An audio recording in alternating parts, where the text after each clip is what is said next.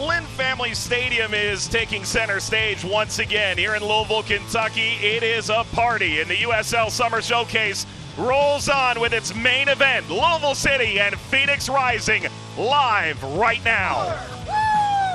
Come on, come on!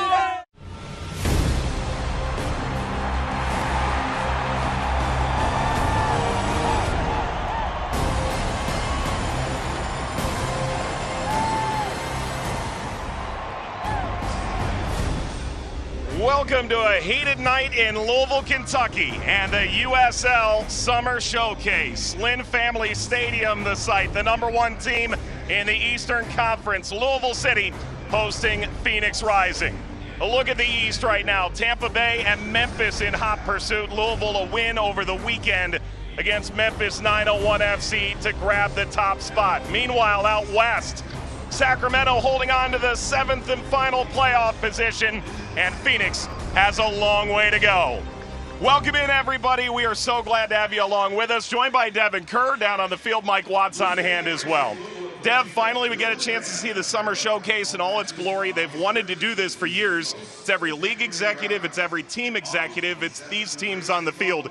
It's been a great last couple of days. Finally, we've got everybody, same place, same time. If you remember, I stood in front of you back on March 12th, our opening game versus the Rowdies and Birmingham Legion. I said to everybody, the depth, the growth, the quality of talent, from the offices up top all the way to the pitch, are going to continue to take steps, and it would be the best season ever. We're halfway through it, and they're certainly showcasing it here at Mecca and Lynn Family Stadium. It's been excellent. Let's talk about some players to watch in this game, and for Louisville City, it's quite simple. Brian Ownby is playing perhaps as well as he has in his entire Louisville City career. We've called him playoff Ownby, we've called him striker Ownby. 6 goal contributions over the last 2 matches. Louisville's won 5 in a row, even without Cameron Lancaster and Wilson Harris. But Brian Ownby has shown a way to do it in multiple ways as the team is needed, Devin. So let's go ahead of the curve. The movement overall for Brian Ownby hasn't really changed. The difference is from the 9, he's able to attack in a variety of ways. So let's start with the 11 spot. The main responsibility for Brian Ownby here is isolating the fullback and attacking him one-on-one situations, either working around the outside or cutting in the interior. Options: Manny Perez, Jorge Gonzalez. The defenders get caught ball watching here, become flat-footed. Ownby slides it in behind for Jorge Gonzalez. They can't square their hips up fast enough, and he sticks it into the back of the net. When Ownby moves into the 9, the opponent becomes more threatened because of his pace. He helps to create more space within the midfield, but also his ability to stretch the game vertically. He's still got an intellectual decision to make here. One-on-one with the goalkeeper or the unselfish route back across to Mushagalusa. He chooses wisely, and he's done so to the tune of 7 goals and 4 assists this season. So an excellent season for Brian Ownby and for Louisville City. Meanwhile, for Aiden Quinn, he's pointed that crest. He's been the guy for Phoenix Rising. It's his 208th appearance in the league. Former Lou City player. They got to get it going, man. It's about time people start listening about this guy. 2nd player in USL Championship history. 40-40 club. 40 goals, 40 assists. The only person to do it with him, Solomon Asante. Aiden Quinn, the 6, the 8, the 10. Rick Schantz said earlier this year, we don't need him to be the best midfielder. We need him to be the best 8 for Phoenix Rising. That tune has changed to the struggling performances by Phoenix Rising. They need him to be the best midfielder in the league tonight to get a result on the road against Lou City. All right, Phoenix Rising is ready to take their show on the road, and they're hoping tonight is the turnaround. From 11th place, they take on Louisville City, the top of the East, when we return.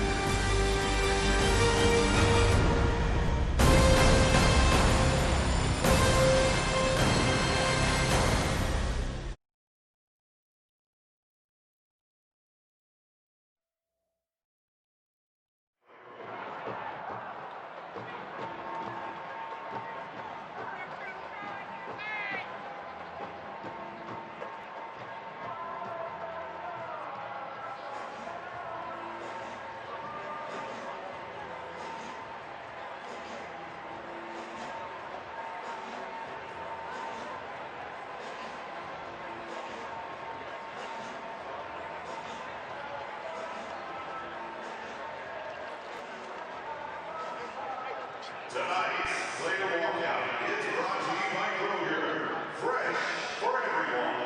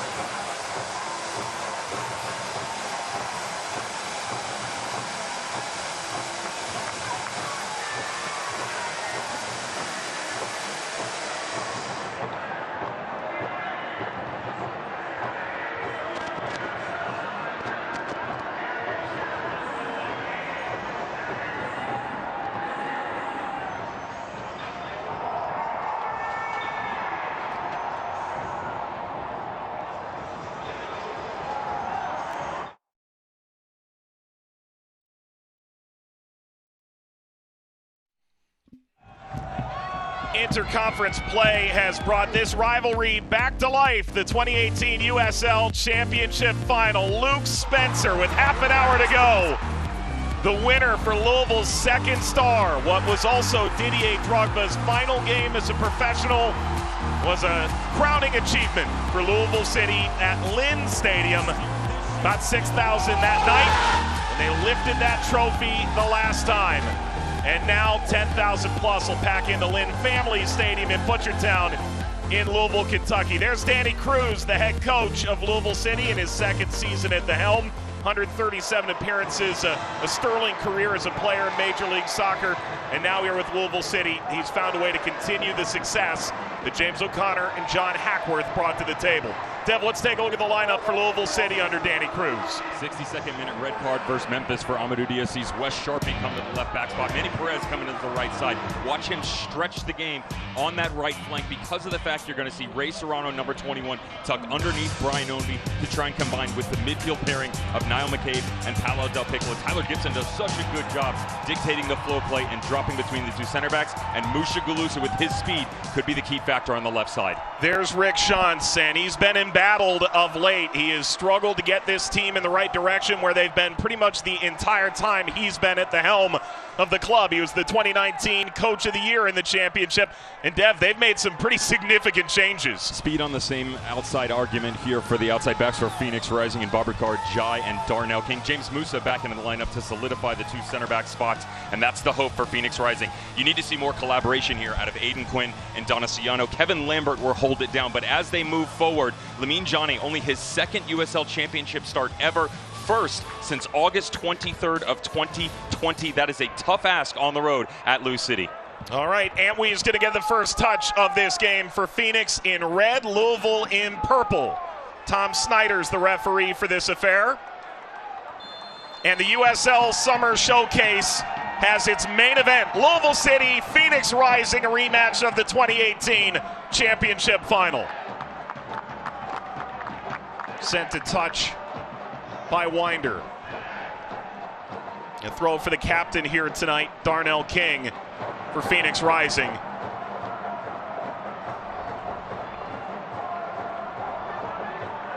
Jai.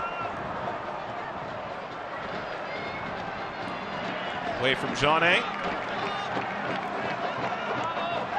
Back to Ben Loon, who starred at Louisville City on loan from FC Cincinnati a couple of years ago. They do want to try and stretch Louisville early, and Tosh cut it off.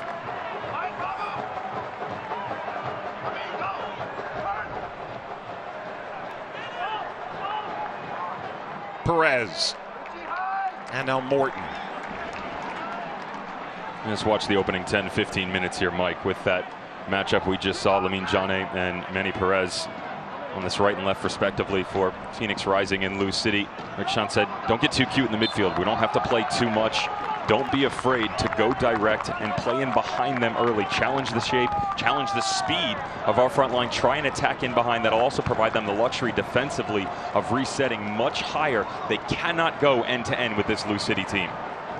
Phoenix side sitting 11th in the Western Conference.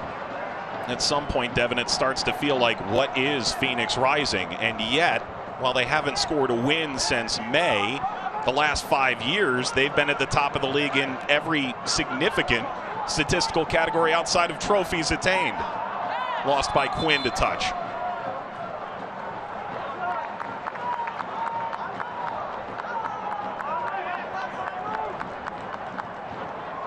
Take a look at those numbers, and already this year they've amassed 10 losses. That's more than the last 2 years combined.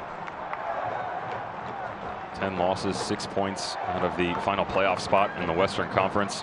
How different the look is for the bad boys of the Western Conference, and what has been a very up and down season. There is still a tremendous amount of talent here for Phoenix. Darnell King, good shout, wearing the captain's armband. Took that over earlier this season. Kevin Lambert, I mentioned Aiden Quinn, best midfielder in the league. Kevin Lambert might be right behind him in the 6th spot. Recently called up to the Reggae Boys, the Jamaican men's national team, for good reason. Just needs some momentum. It's kind of one of those things when winning, everything seems to be going your way. But for the past couple of matches, and to the tune of almost 2 months, it seems like nothing has turned right for their direction. Tosh. Perez. Ray Serrano. Gibson. Jai reverses. Musa.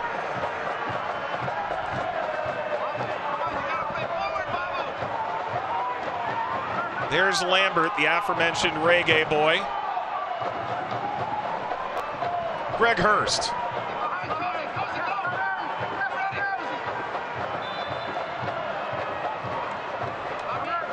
Gibson quite aggrieved.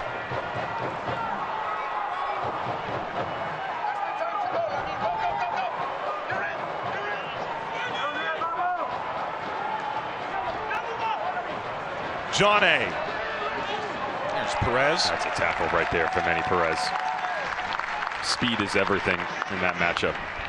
Just on this near touchline, you've got to make sure that you've got the balance, because they're going to send him more than they do on the left side with Wes Sharpie. He'll stay home, allow them to solidify themselves on the back line, especially with the help of Tyler Gibson coming out of the midfield. But you still have to have a presence when you come up and then defend 1v1. It's an excellent recovery from the outside back. Farrell finds a bit of room out here. Sent across early. Perez is there again. Farrell will streak under it.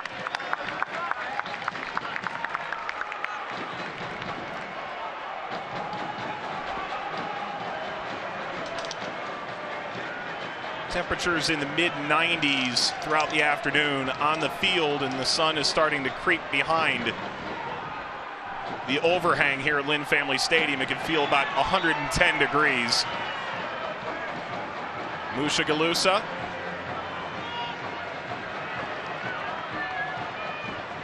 Lambert.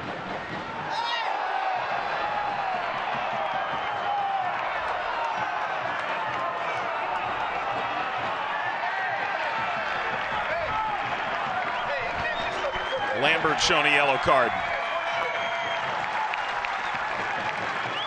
He may not like it, but watch the extension away from the body right there. Arm off the right torso. Easily that far away. Some may argue that it's the first challenge overall, but the nature in which it's extended from Kevin Lambert earns him the first mark on the score sheet.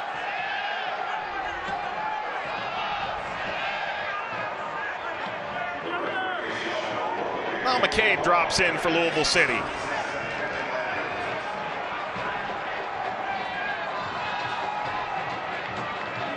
Sharpie, and now Josh Winder, who's the apple of everybody's eye right now at the tender age of 17.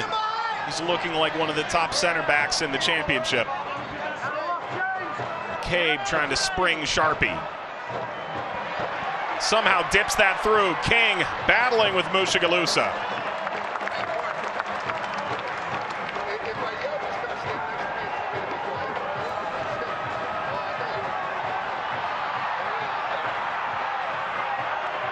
That was a battle as well. That should be fun to watch throughout the evening. Rattled a little bit here, Lou City. Deep in their own territory for the opening portion of this match. Got to get comfortable on the ball. The DNA of this squad reminds me a lot of Phoenix Rising of past, where it's kind of that blow the whistle and here it comes, as Rick Chauncey used to call it. Down goes Ombi. Well, the referee just blew the whistle, and here comes Louisville City with a free kick with a little bit of distance, but the sun also in the eyes here of the goalkeeper a bit. It's a mistake in the middle as well. You know, you get caught a little bit trying to play out. Kevin Lambert, though, with this turn by Brian Ombi, it's only going to one place. And there's the step up. I talked to you about this extensively yesterday. We briefly addressed it coming in, that half space in front. When Ray Serrano comes in, Perez comes high, or vice versa, you're going to challenge the two center backs. You're asking James Musa and Joey Farrell to commit, sometimes to a fault. They're really good, Lou City, at overloading the inside, and just when you think they're going to play in combination, they play in behind. Watch Falai here from James Musa and Joey Farrell in the run of play. Now McCabe's going to take the free kick. Sean Tosh, the center back, has scored 5 goals, a number from penalties, but he's excellent in the air. Now McCabe played it short. Del Piccolo cuts it back across. Header down, Gibson drops across and skied out of play by Winder.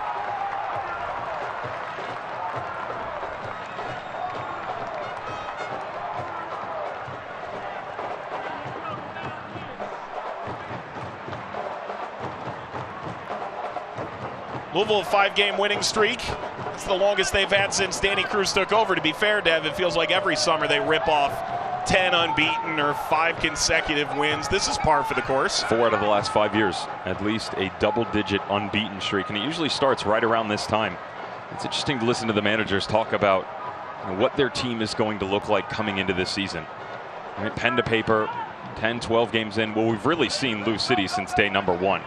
That's in domestic play, Open Cup. They had themselves a nice little run.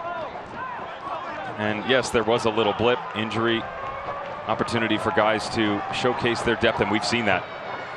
Different people stepping up here, Mike. With Darnell King getting in, Musha Galusa and his opportunity, Ray Serrano. Danny Cruz has got a problem, and it's about squad selection. That's not the worst thing to have. Antwi wide. John A. trying to create a problem, trying to get by Perez. He got a shot away, and Morton steers it wide.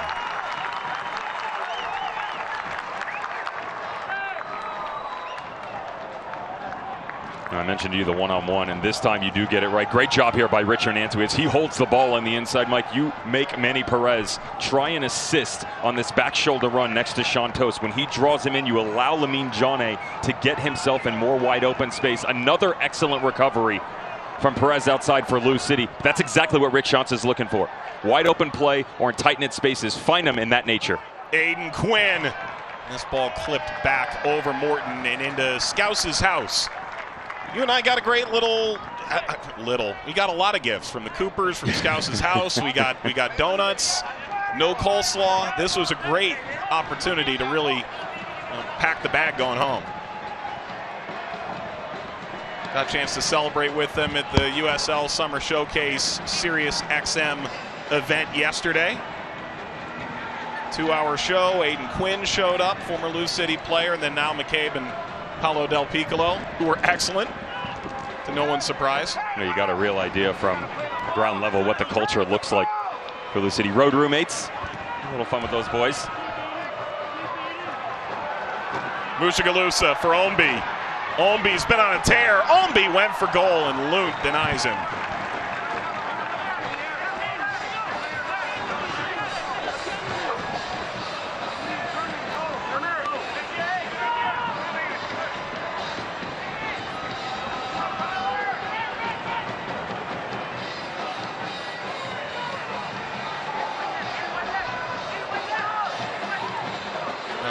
Said he would die on the hill that he was the better Mario Kart player for what it's worth. All the way ahead to Ombi. Ombi from the end line. Got away from him.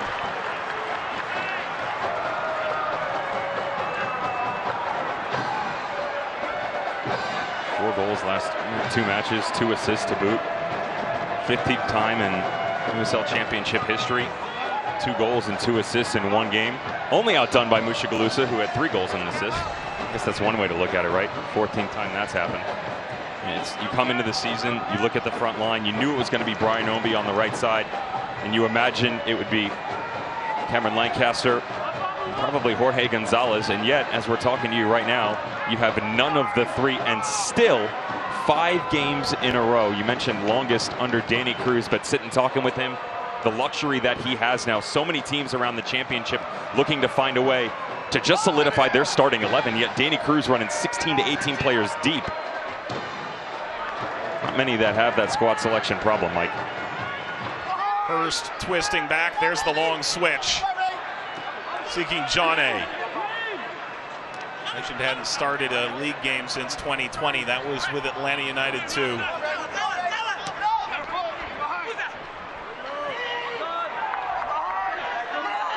Farrell.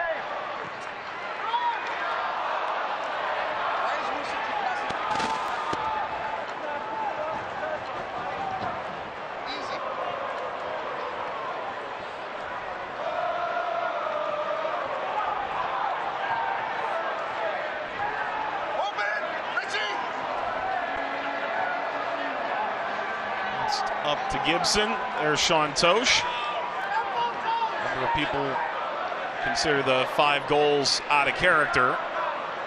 His tucked in, locked in persona has made him the penalty taker of choice for Danny Cruz. Are you working on that trademark yet? It's his trademark. You said it. He talks about it, but you said it. True enough.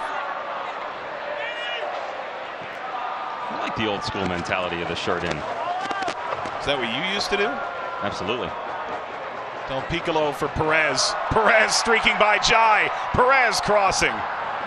Perez step back in. The ball goes whistling wide from McCabe. The whistle came from the referee Snyder.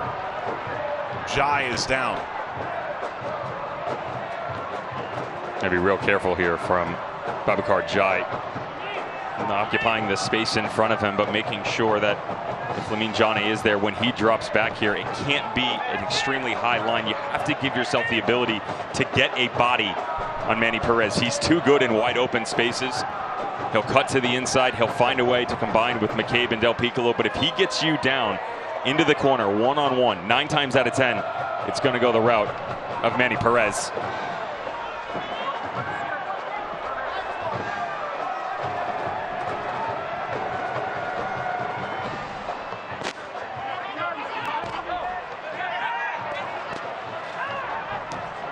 Gibson for Ownby. Got in behind Musa. Ownby lost his footing. Musa may have put his hands on him, but that's not what did the job. Quinn. Trying to spring that over Sharpie. Collected himself well. Reaching the quarter-hour mark on a near 100-degree real feel night in Louisville, Kentucky, in Lynn Family Stadium. USL Summer Showcase with the 2 top teams of the last 5 years in the regular season meeting. Winder floating for Serrano. Did well to keep that in, the 20-year-old. Taken back by Jane.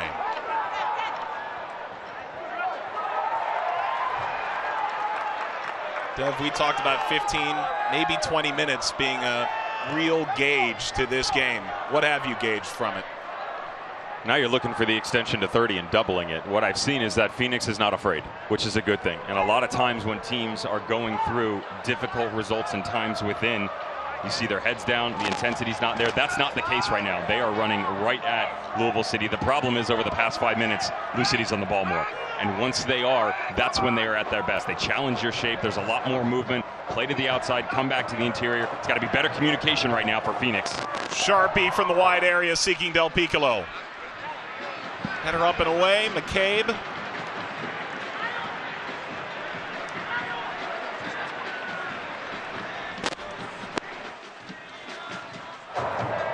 Dev, you look at Louisville, it's so infrequent that you have the #1 team in goals, clean sheets, and goals allowed. Louisville's first or second in all those categories. Their conversion is excellent. Meanwhile, for Phoenix, they're getting a lot of shots. Sometimes they're not the best shots. Sometimes they're just not converting. And they just got to hit the target. You and I saw it yesterday out at training. And Rick Shantz admitted it, that it was poor. He was like, guys, I'm embarrassed. Everybody's standing around watching. Couldn't put it on the 8x8. I say Ben Lunt looked great. That's a positive coming out of it. And they've needed him. Some of the performances this season up and down, but stood on his head in the loss against Memphis 901 FC.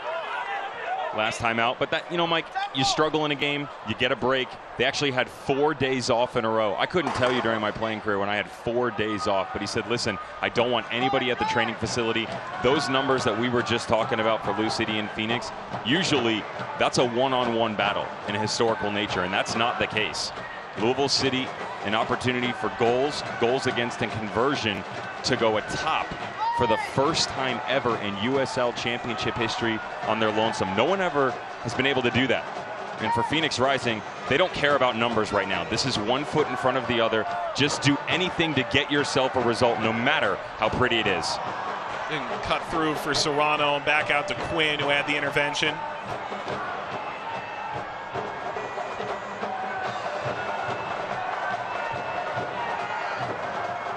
Lambert. Turned by Antwi. Jane.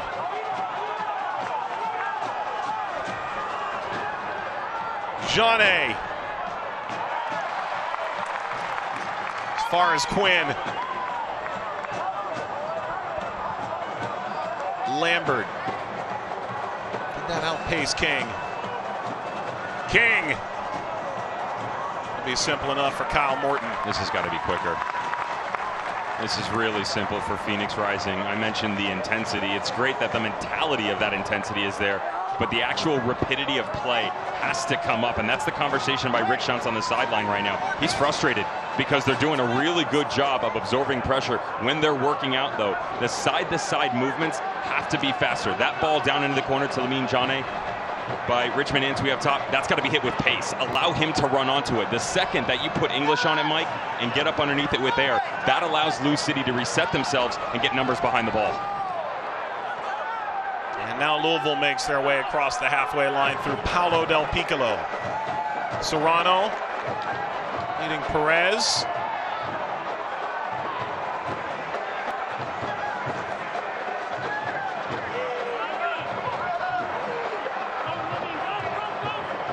Has had some space.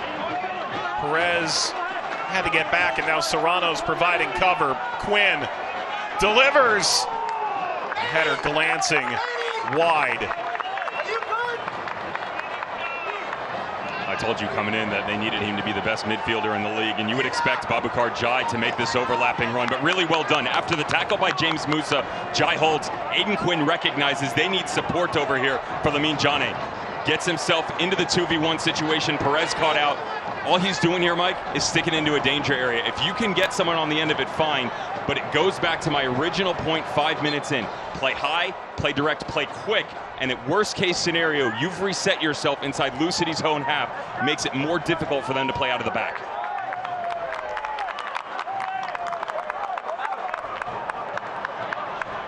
Errant pass, throw for Jai. He's part of the RGV team that ultimately knocked Phoenix out of the postseason last year.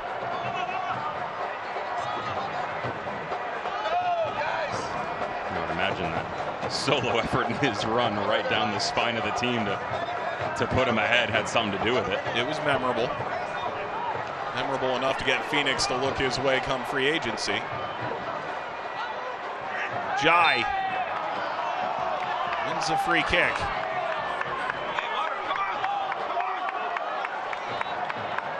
Initially went into Atlanta. They saw him at a showcase 1 year there, and then went to Rio Grande Valley in 2021.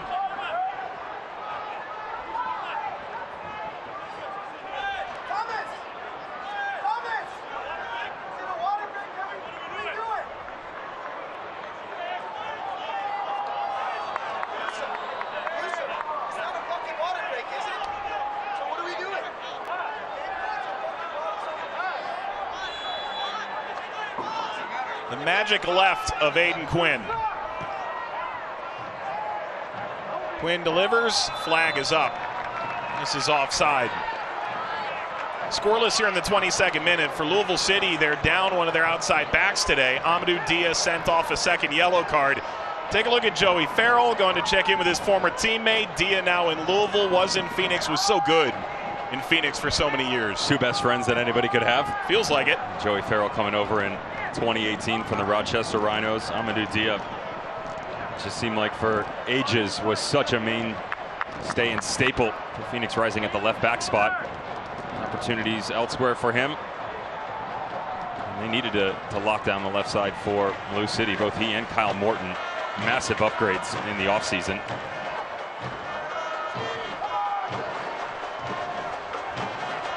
Ball in behind that Tosh is trying to deal with, and he's able to spin free through McCabe, and now Gibson. Ray Serrano. You know, you got the feeling Amadou Dia was not overjoyed about that second yellow he picked up, and I'm not even confident that he believes it should have been a yellow at all. I don't think he was happy with the first one. No, true enough. Through for Omby, there's Farrell. A couple of boys in that game came out a bit more scathed than they would have liked to have been. 1v2 matchup that was Louisville and 901 FC. Fifth time in USL Championship history, second time this year. What did we do to deserve such greatness? Where were you, by the way? Twice now I've been involved in that, and you've been on walkabout. I was there for one of them. San Antonio? Colorado Springs, yeah. A couple of weeks goes by, and all of a sudden you forget about a guy. Well, I could never forget about you, Dad.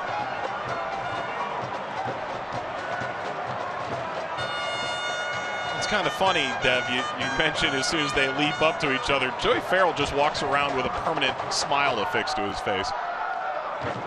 Seems like everyone he runs into is the best friend he's ever had. He's a decent Rocket League player, right? We've come to find out. It's been a little bit, but absolutely. That's how we spent the COVID pandemic shutdown, playing Rocket League on ESPN3 with Joey Farrell. Solidified our relationship, got an animal, the cat. Yeah. Mr. Smithers. Where is Smithers? No, you have him. He's the one on sabbatical. That's it.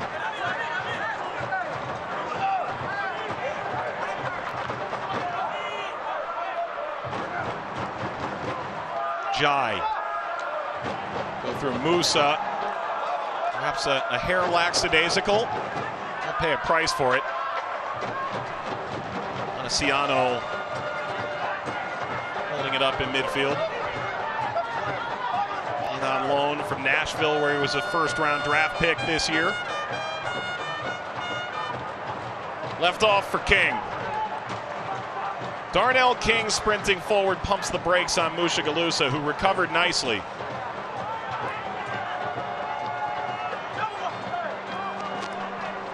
John A.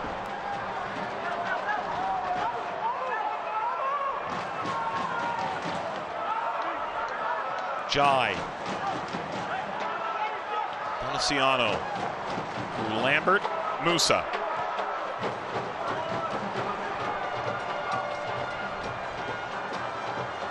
Not as much pressure being applied here to the center backs by the Niall McCabe or Del Piccolo coming out of the middle to help out Brian Ownby. They're asking him to come higher.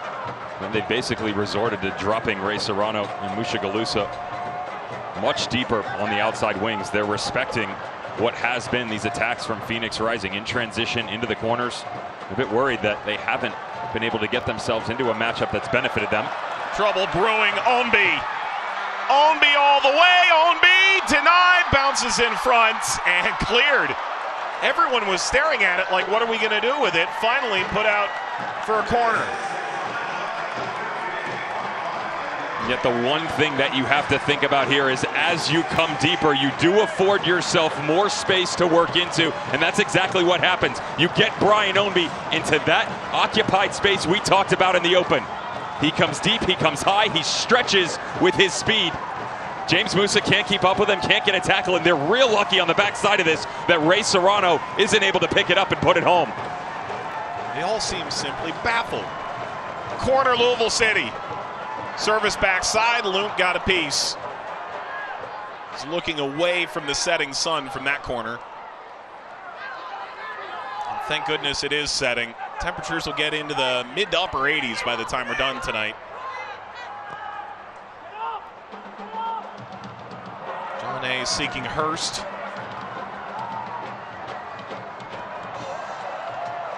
Whoa, nice catch. That's all the way in 225.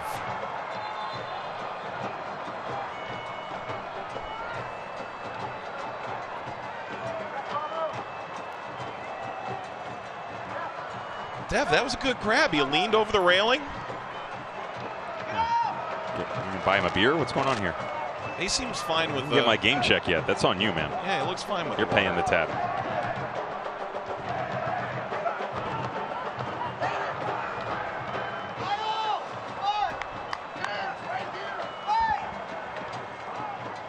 Although this city in some ways is known for its baseball bats, not a bad catch of a ball there. You do have to give it back, unlike a baseball game. Take you through our early morning excursion at the upcoming hydration break. We took a look at the Slugger Museum. Jack and Andrew walking us around, showing us the family-owned Louisville Slugger factory here downtown in Kentucky.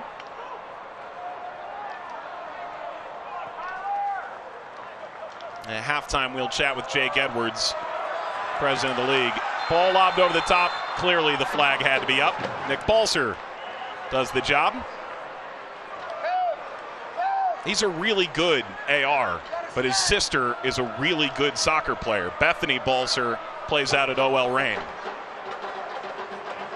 Just a bit off there in that situation for Mushagalusa. That's a timing factor. It's unfortunate too. All the hard work's done. I'm just asking a young player to be a bit more patient in his ways. Mushagalusa coming over from Sporting Kansas City. Word on the street was MLS scouts talking to Lou City saying that's a heck of a pickup. The metric numbers that have followed him throughout his career so far. He's paired up with Wilson Harris. The two of them, the tutelage of Peter Vermees, now the beautiful vision of Danny Cruz. Quinn played that early. Hurst denied. Morton sprawling, and Sharpie clears. Taken away. Mushagalusa stays down. Play continues. Bouncing ball all the way through. And now a whistle on the backside with Perez going down. And with the injury inside the 6, they'll stop play for a moment. Phoenix Rising finally able to get on the same page with Rick Shantz. And the pace of play, it's just got to be higher. Donaciano, notice Aiden Quinn head up the entire way. He knows exactly where this ball is going before he releases it. It's the peek over the shoulder. He sees the trailing run of Greg Hurst. Time to perfection by Quinn. And the problem is you run into Kyle Morton, one of the biggest offseason pickups for Louisville City. In the shout on the sideline, you just caught a bit of it. Sorry for the French. It's too slow. That's exactly what's going on defensively here for Lou City. That rotation faster. Got to get stuck in, get a body on some of these players. Too easy for Phoenix Rising to come down through the middle. Mentioned it's about 100 degrees here when the sun is shining down on the field for Louisville and Phoenix. Let's walk you through a little bit of the atmosphere here, not only in the stadium, but around the city of Louisville for the USL Summer Showcase. There's Steve Buttleman, called a post. Pre-game, brought the players onto the field. He's been doing it at Churchill Downs for almost 30 years now. The USL had an event yesterday out at Churchill Downs for league executives and team executives that have made their way here. My brother was a decent trumpeter, but not like this. Big applause from the crowd. Meanwhile, you and I, Devin, got a chance to go with Eric and Gage, a couple of our production crew teammates here, over to the Louisville Slugger Museum. We saw billets become bats, and Jack and Andrew showed us the entire joint. This place is so cool. It was impressive to really see the amount that they can turn out, responsible for 25% of the bats in Major League Baseball, 60% worldwide when you include all professional, and I will not be doing this anytime soon. I didn't know I had the opportunity to wear spikes, Mike. I didn't get them. My feet slipped, and then you decided you wanted to go to work. I hit some of these pretty well. Not when true. I make contact, I'm like Prince Fielder. When? It was didn't happen after often. that. It was didn't happen beyond often. those clips. Yeah. Always a fun time. They were awesome. Yeah. It was a great experience. That's one of those, what is it, memories over objects? Is that what Brian Dunseth says? Yeah, that sounds right. Yeah. Well, and what bats were you using? I started off with Derek Jeter's bat. I actually struggled to get around, but I thrived with the Mickey Mantle. Yeah. He went longer bat, heavier, and somehow I was able to get around faster. Who knew? Well, I'm from Cleveland, so I did the whole Jim Thome, the 3 sort of swats towards center field, but I didn't hit any 500 feet. I hit some almost 5 feet. Players making their way back onto the field, saving us from further baseball embarrassment. About 100 degrees here when you include the humidity. You and I were talking with some of the guys from Phoenix Rising. We go, hey, you brought the weather with you, meaning it's about 100 degrees. They said, no, it's the humidity that's the problem.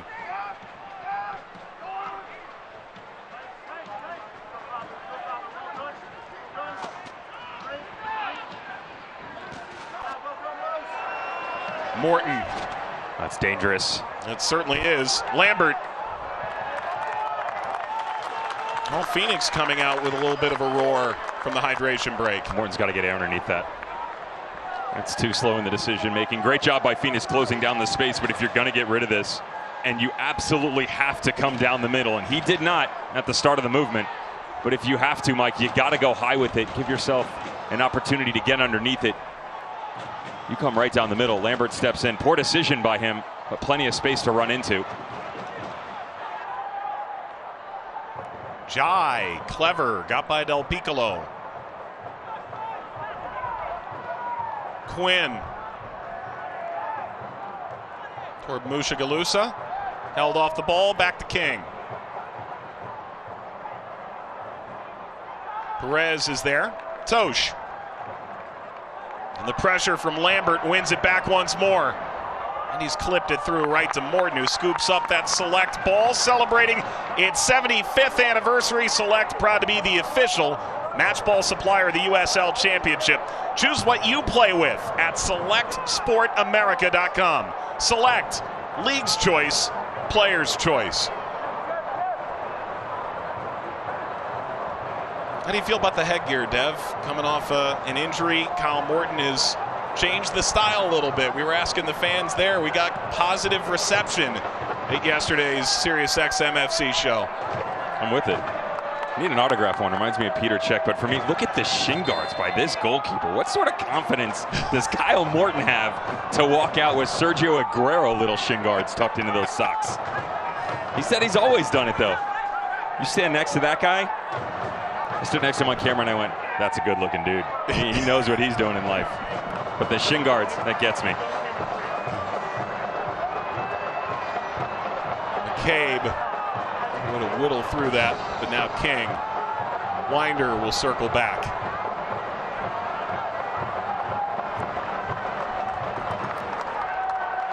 Wes Sharpie on the move. Ownby drops into the pocket. Ownby can be electric. Serrano leads down for Perez. Perez cutting, Serrano turning, serving, bounces in front, and Del Piccolo nearby. Belongs to Louisville City.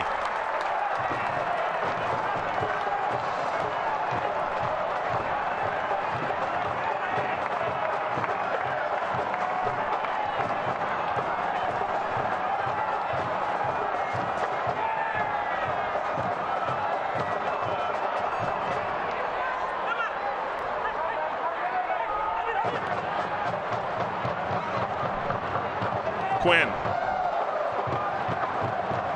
Devin is orchestrating this with his hands as if he's a composer. But finally listening is the good thing. Look how smooth they're on the ball right now. Much more comfortable from Phoenix Rising the opening 10, 15 minutes. And to be fair, they were doing exactly what they were told. They were just stretching the game, but even the ball's coming back through here. Commentators curse. It was good. It's just clean. Yeah. You know, there's an intent behind it. Combination play, Donaciano. I've really liked what I've seen between Lambert and Quinn. Still haven't seen enough in the pairing between Aiden Quinn and Donaciano. That's an issue they've had all season long. Arturo Rodriguez goes down with injury. Haven't really had that 10 spot to extend it onto the front line.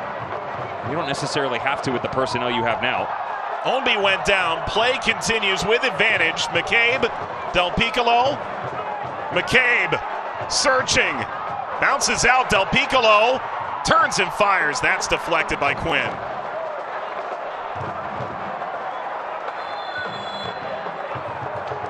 And whether this is for too much talking or bringing it back to the previous play that resulted in the advantage, say either way, likely good officiating.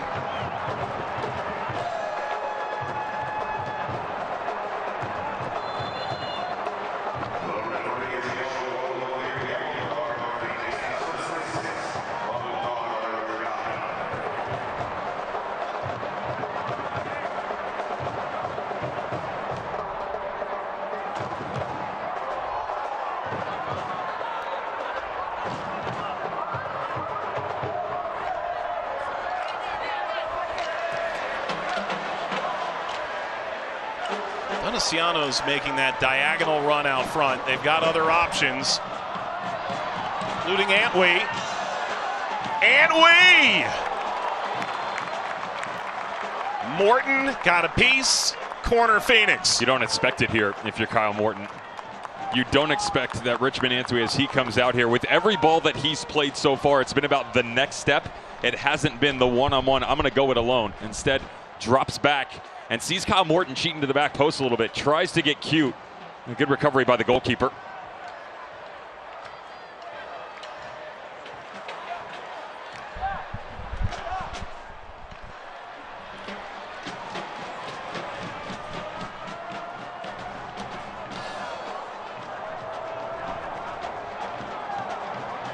Service across, punched away by Morton awkwardly at that. And they're saying a goal kick, and I'm not quite sure that Phoenix agrees with that notion.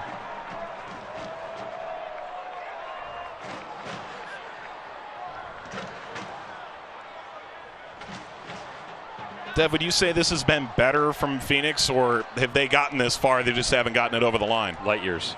This is very different than what we've seen in their recent run of form for Phoenix Rising. I've mentioned intensity, the emotion, the struggles that have been at the beginning of games previously have certainly eluded them. Now there have been some adjustments that are coming from Lou City. Another slow decision. Turnover leads right to Morton. It's a slow start versus Loudoun, lost 4-3. Slow start versus Vegas, lost 3-2. Orange County was a little bit better, but again, 901 FC, you lose 3-1. The most important thing, everybody agreed on this coming in. Danny Cruz, Rick Schantz, opening 30 minutes. What does that look like? Phoenix has survived. They're not necessarily thriving, but they're equal. Mushagalusa, a trio of purple shirts lurking. The issue he's going to have coming into the dressing room, if they're able to escape this without conceding heading in at halftime, is just about decision making. Danny Cruz and Louisville City, they could be up 1-0 if they were making decisions at a much faster rate. The argument still exists on the sideline. He's constantly trying to find a way to get these guys to tick it much faster. The space is there, the players are there. The problem is as you slow it down, everybody else from Phoenix Rising is finally dropping back and helping out the back line.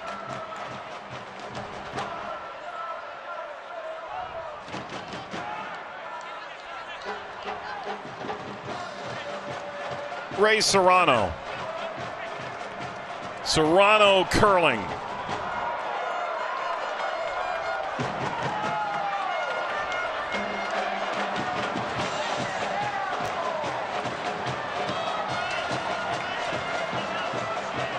Good crowd as ever tonight, about 10,000 for a midweek game with 95-degree temperatures.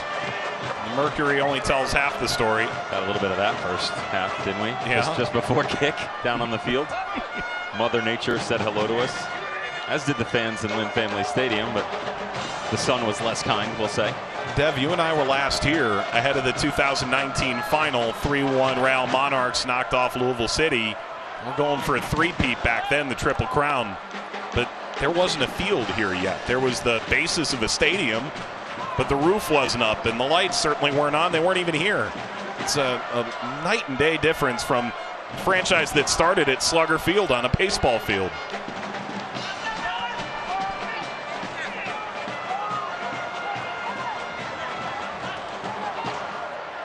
And when we spoke to Danny Cruz, a big part of that conversation, Dev, was training facility, academy, stadium, first team success. We want to show the world and the USL world that all converged here what we're about. Mushagalusa took a solid shoulder charge. Neither side feels good about that. That's his knee. That look, watch here, he came up lame after it, and it's not because of the contact. This is the way that James Musa plants down into the ground. Fans upset. Take it easy. It's not a foul. It's a great shoulder 50-50 by James Musa, but when he peels off of this thing, this is awkward on the backside for Rick Schantz. Immediately a conversation with his assistants. And let's note that Manu Madrid was released by the club yesterday. They do have plans for a center back arrival here within the next week or two, from the sounds of it. Tease. You can say it. I'm not. No, I'm not going to say it. You do have Sievert Haugley. If you need to bring him off the bench, we've seen Kevin Lambert slide in. Again, we're theorizing based upon something that just happened moments ago. This is just, it's a very peculiar move by James Musa. I love the contact that he initiates on Mushagalusa. Don't let him get out in front.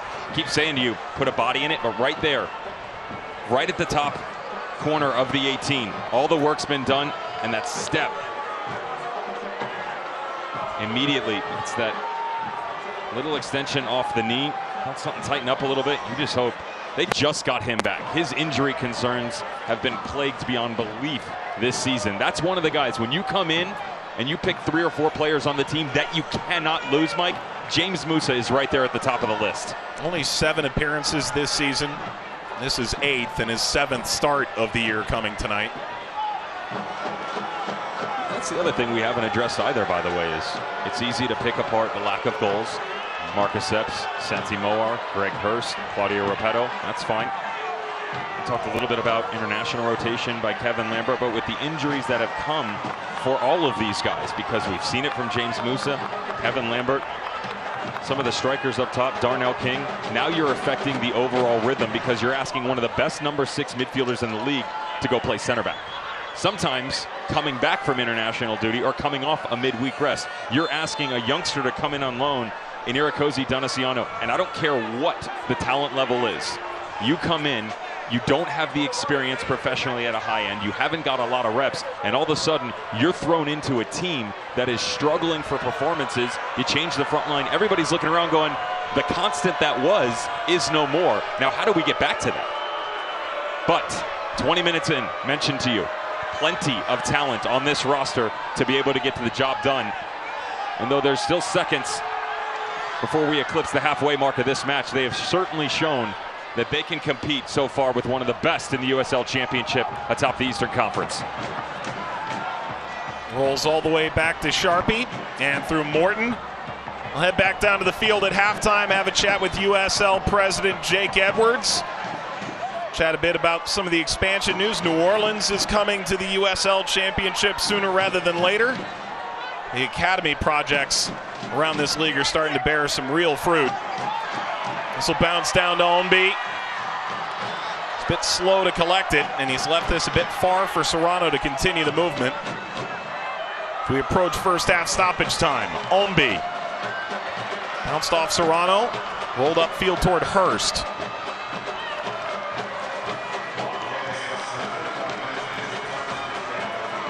Five added minutes. There was a hydration break here in this first half.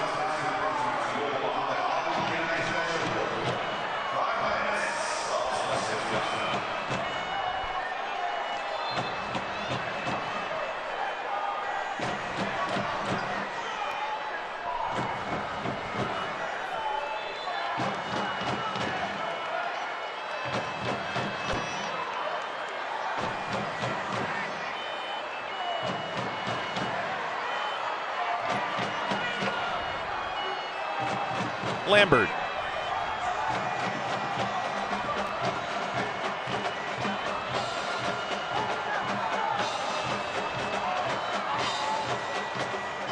Ball in behind. Sharpie got that wrong. Option here across, touched by Morton, and narrowly skies over top. Jai goes down. Amwee was making the central run. Had John A as well. Ownby, touches by Musa. Crowd to the edge of their seat. Ownby turns, deflected back towards Serrano. Serrano crossing, bounces off Del Piccolo. Appeal for a handball. Play continues.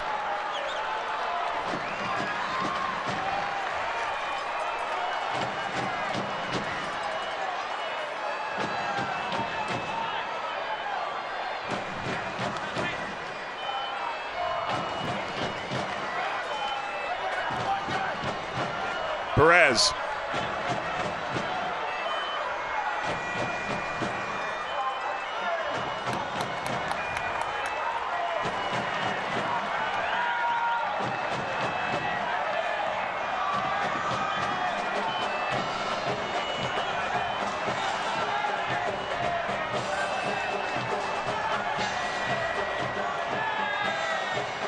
Ownby.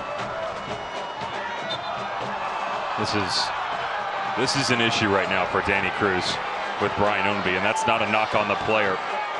It's the ability to combine. We showcased him coming in, the different role that he's played moving from the 11 spot on the outside into the 9 on the interior. The problem within that argument for Lou City in the first half is they've run into lack of options for Brian Ownby. 3 exchanges overall within this game. Now, he's only got 15 touches in the first half. That's not the worst look for Brian Ownby. Yes, you always want more, especially when a guy's playing at the rate that he's at. 4 goals, 2 assists in the last 2 games. The problem is, twice he's combined with Ray Serrano. Only once has he been able to find an exchange with Niall McCabe. And that's it. No Paolo Del Piccolo, no balls up over the back line into Brian Ownby, no Tyler Gibson combining. When he's dropping down in, they're not finding him. They're not exchanging down into the corner quick enough. This is all about speed. That's what it's been the entire first half for Lou City. Phoenix has picked it up a little bit. Lou City is trailing. I wonder if that's maybe a bit sluggish coming off the game. Really frenetic stuff against Memphis and also the Heat. We saw something similar in the matchup against Hartford Athletic. If you remember, and coming into halftime, they didn't have a good enough representation on that front line.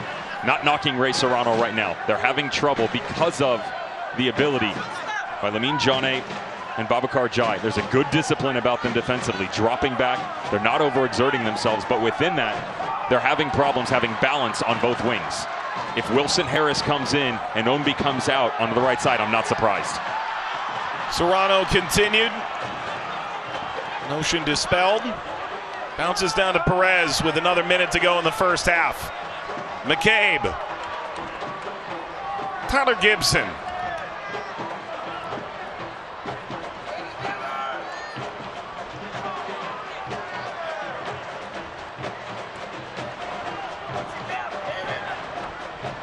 Perez and now Niall McCabe. McCabe serving, seeking Del Piccolo. Toward Jane. Good strength to win that back. Veneciano.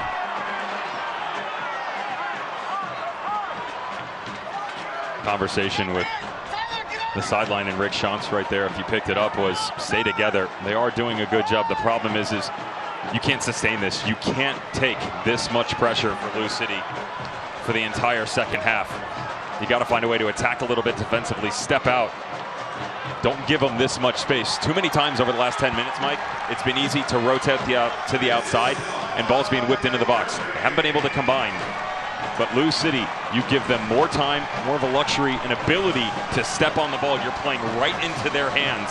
And although Phoenix have become more comfortable, they've kept the 0 out of the back of the net for now.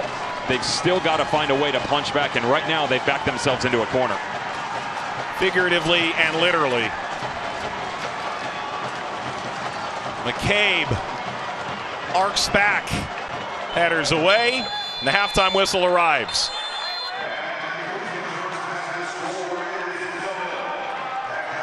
Yet again, Kyle Morton holding the 0 at halftime. Second most clean sheets in the championship.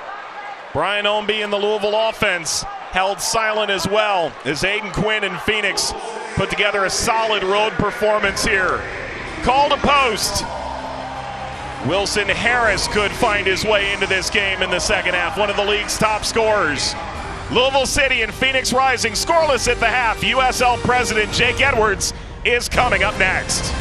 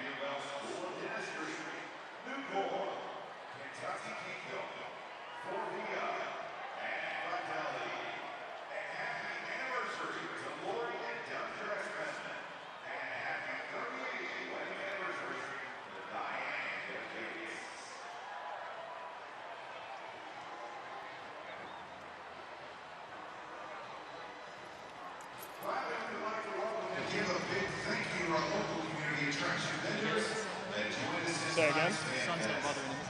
No.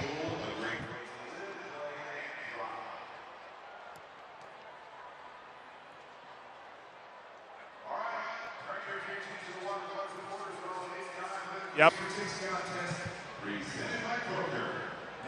Is this working? You want me to test this?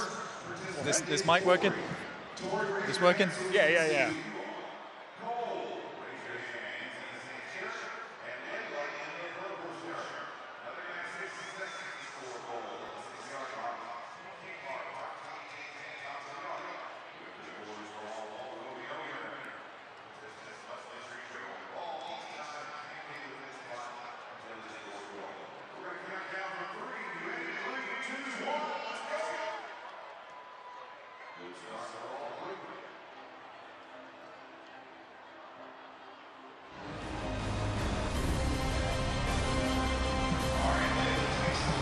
Welcome back to Lynn Family Stadium in the USL Summer Showcase, a magnificent event over the last few days. Louisville City and Phoenix scoreless here at halftime. We're happy to be joined down on the field by the president of the USL, Jake Edwards. Jake, the showcase, we've been waiting to do this for real now for a while with COVID. It's been a little different, but this has been pretty spectacular.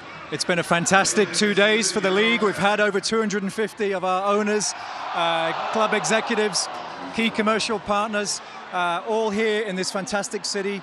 We've had fantastic meetings today. There's a real buzz and energy throughout the league, and we're bringing top-class professional soccer to our fans, to our players, and to our communities, and that's what it's all about, just like you see here in Louisville. Churchill Downs wasn't a bad place to celebrate yesterday, was it?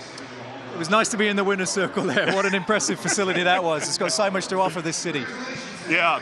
Jake, excellent sort of atmosphere here in Louisville in a number of ways. But, we've talked so much over the last couple of weeks. Diego Luna from RSL, 250,000 for El Paso. We talked about Kobe Henry going over to France, and you're talking about potentially $1 million transfer, and everyone's talking about Josh Winder right now. It feels like we're seeing that academy pipeline to pro really reach fruition.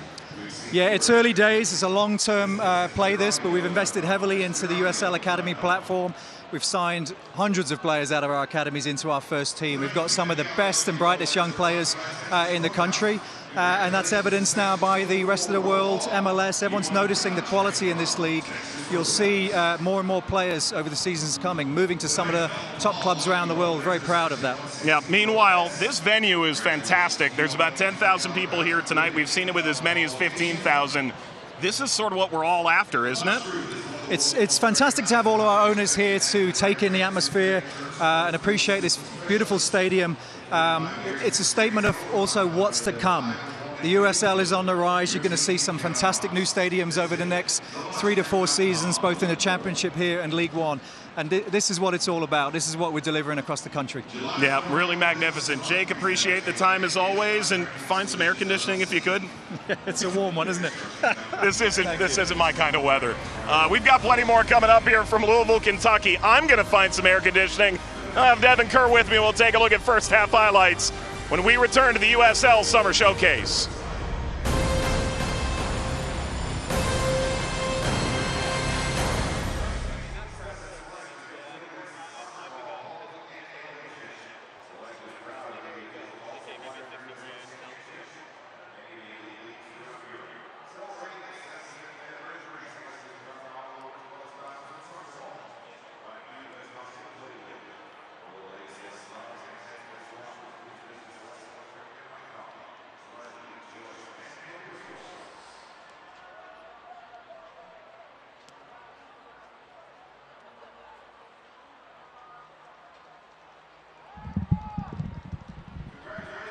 All right. Hey, team. From Lambert. Yep.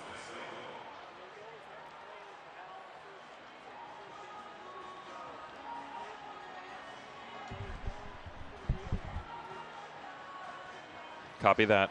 Time till back.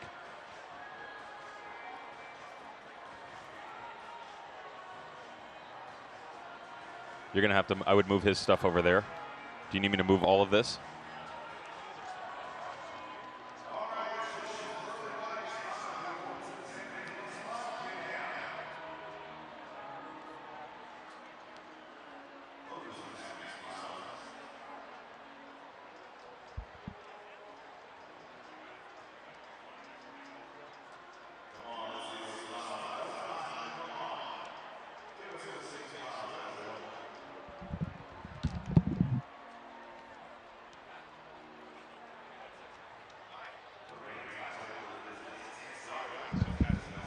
Shawnee, are we in headset here? Thank you. Hi. How was that? Good. I did. They did. Matt was excellent. Yeah, give me 1 sec.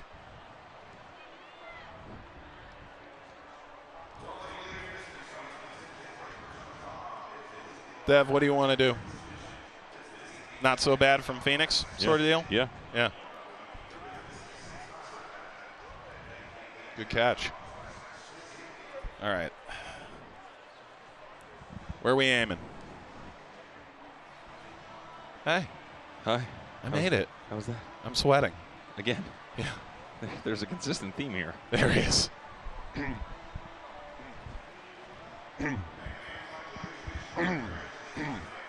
How's the framing?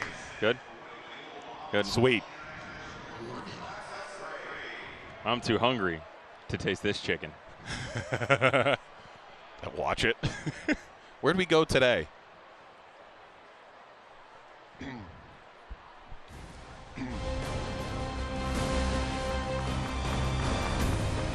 Welcome back to the USL Summer Showcase in the USL Championship on ESPN.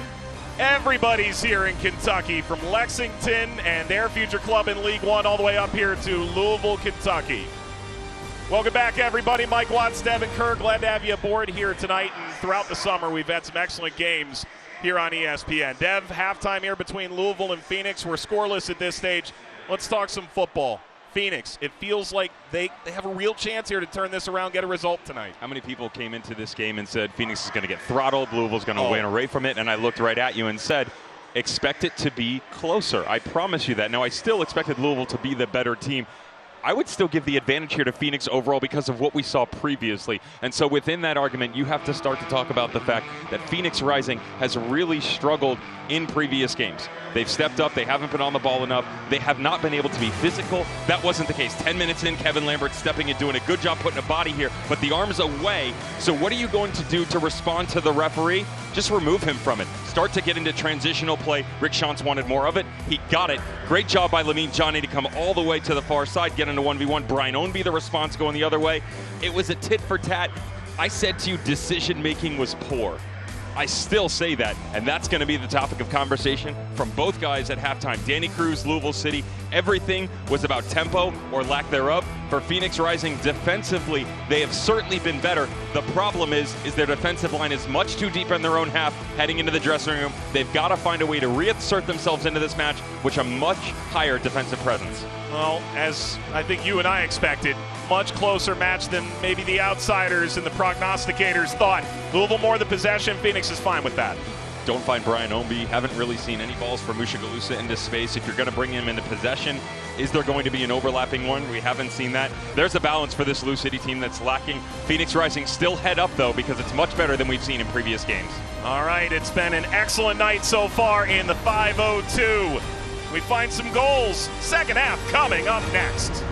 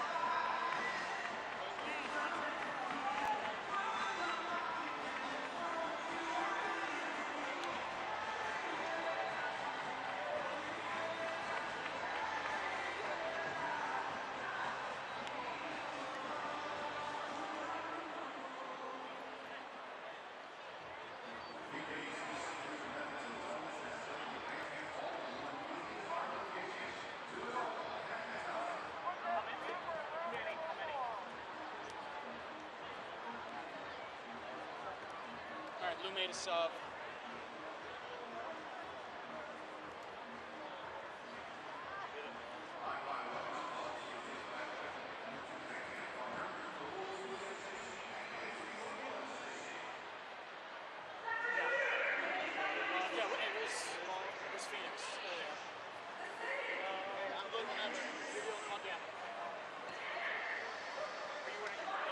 Just hang out here. He'll get you on, okay? Thank you.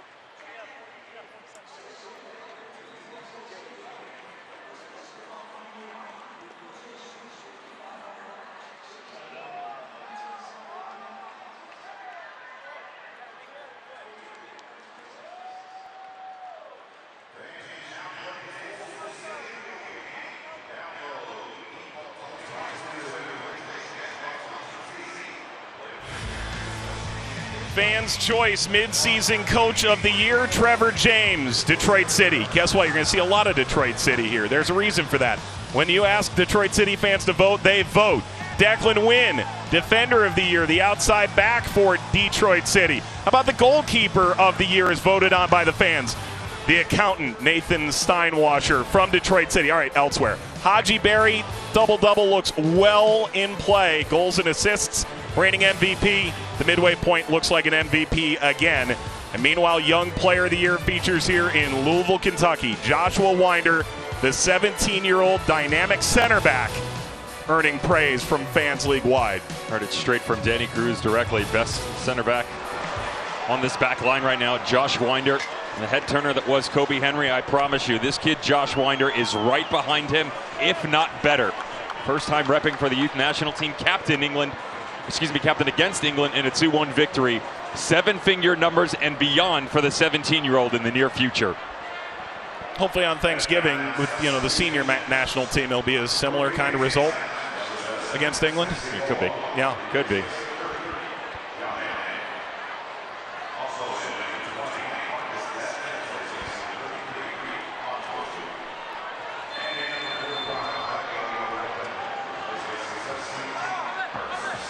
All right, on we go to the second half here in Louisville at Lynn Family Stadium. Magnificent venue that opened in 2020. Lou City and Phoenix Rising matching up here. The first time since the 2018 USL Championship final.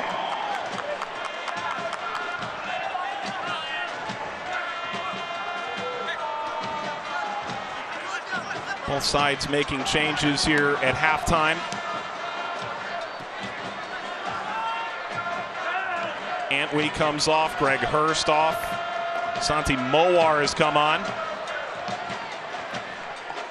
Claudio Repetto, Marcus Epps. A trio of attacking changes here for Phoenix to try and get after it here to start the second half. While Corbin Bone has entered the fray here for Louisville City, Tyler Gibson's night is over. That's a plan change for Phoenix Rising, though. The entire front line didn't necessarily think we would see it at halftime, but as the half went off, he discussed it. The organization much better behind the ball, but moving forward, they started to lack in finding Antwi, Johnny started to escape him. And Chunks told us, watch what I bring in the second half. When you have Santi Mowar, it's a good step by Perez.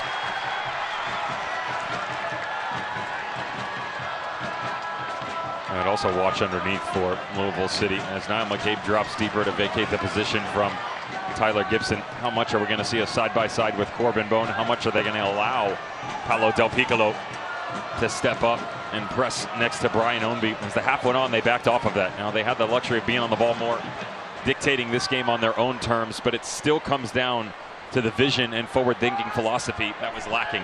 Head up, one touch, two touch play. It's got to be quicker here for Lou City because the options are available. Ownby. Corbin Bone. Seeking Del Piccolo, picked off by Lambert, picked up by Epps, and now Quinn. Had the run from Repetto, turned it down.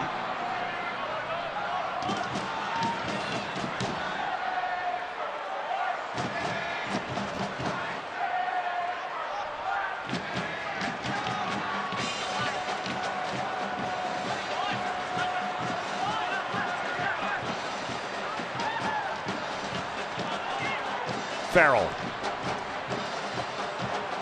Long run for Perez. And Moar's going to take over. Santi Moar touching across Repetto. And if that doesn't epitomize Phoenix Rising since the end of May, a trio of runners flying forward, and they come away with nothing. Why doesn't Santi Moar hit this himself? You have to wonder, and this is the confidence that's lacking for the Spaniard on the left side.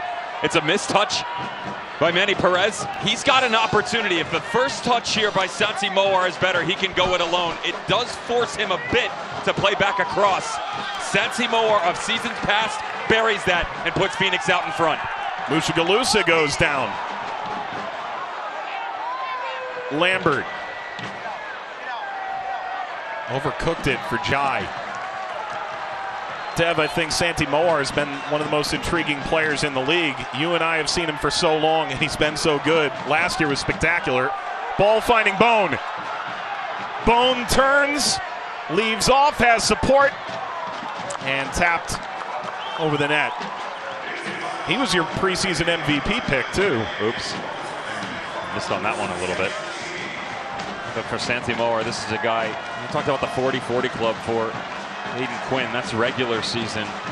In his career all-time, 168 appearances, 43 goals, and 40 assists. That's 83 marks in 168 games. You do the math. That's right around 50% of the time he's on the field. He's helping out. Ball across. Sharpie got a touch. That's easy for Loon. It's different now, though, for Santi Moar. You know, the departure of Solomon Asante feels like a bit more of it has to be on his shoulders. Lackluster performances for the team. Decision-making clouded. Too many touches at times. There's another one of them. When he comes in, he's got to be better. Take a touch, play it. If you're going to carry the play, he's got to get support, but you have to release the ball sooner. That's what's gone on in 2022 for Santi Moar.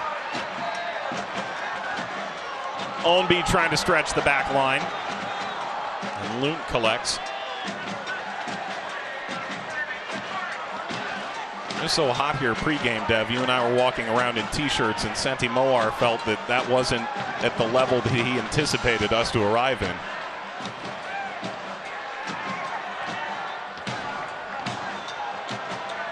Said in Minnesota you looked a lot better. The 2019 Open Cup quarterfinal. Given the conversations I've had with some of the players over the past couple of days, I expected it to be different. I had a nice little one-on-one exchange with Ben Lunt. Said I've been a little hard on him. Ownby. Lunt will handle that comfortably.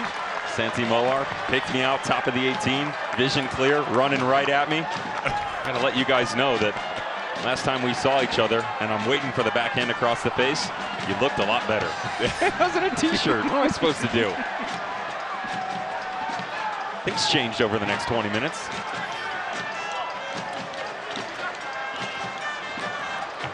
Winder got up over Repetto, who comes from the Eastern Conference. He played for Charleston Battery last year. Went on a scoring tear from Mike Anhauser. That side ultimately missed the postseason, and Connor Casey became the head coach for the Battery this year. They're still learning how to play under former U.S. national team forward. Sharpie. Ownby. Jabbed away by Lambert. Farrell goes down.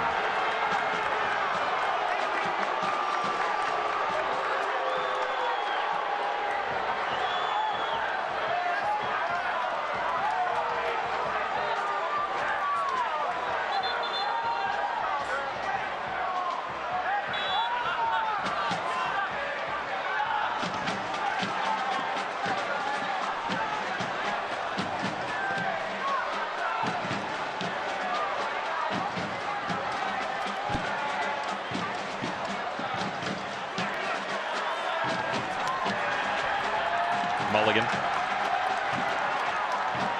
You a golfer? You play? I'm a worse golfer than I am a baseball player. We got to get out together. This is it. That's my moment for the rest of the year. The one wish, if, and that is a very strong if, we ever get a day off. Can I take you out for a round? Even 9 holes? Nope. How about just straight to the 19th hole? You can carry the bag, I'll buy lunch. That's about right. Okay.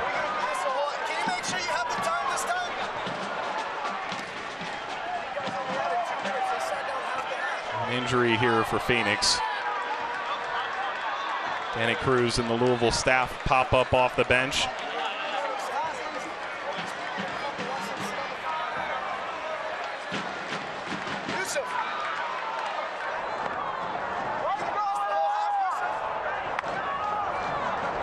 Lambert remains down.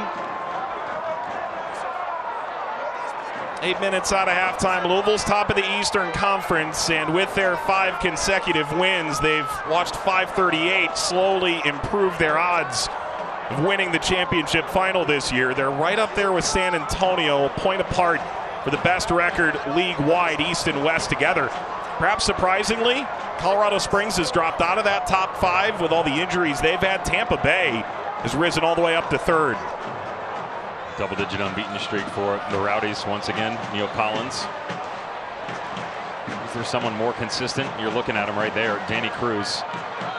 Coaches to come into the league since 2020 in points per match. Danny Cruz leads that argument. Since 2018, Rick Shantz. Battle of the 1v2 overall here for him, and what could be, you mentioned Colorado Springs, interesting. San Diego Loyal not in there, even though they're above New Mexico United in the table. A couple of points, game in hand.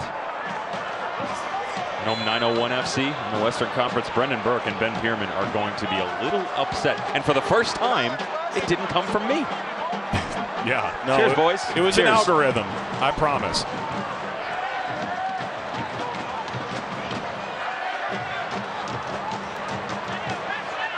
Well, Lambert's back up. Sharpie held out by Epps.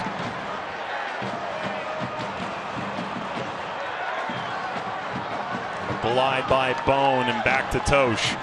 Over the last half dozen games has refound the form that's made him a first-team All-League player the last couple of seasons.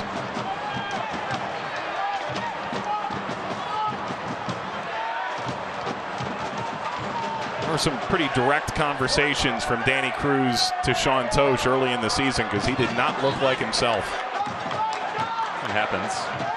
Players, Phoenix knows a little bit about it in terms of the performances on the field, but off the field, judgment just clouded a little bit. You know, we live in a world, Mike, and this is going to bounce in behind, and Moar's going to get under it. Moar's going to get all the way to the end line, and he was running out of real estate.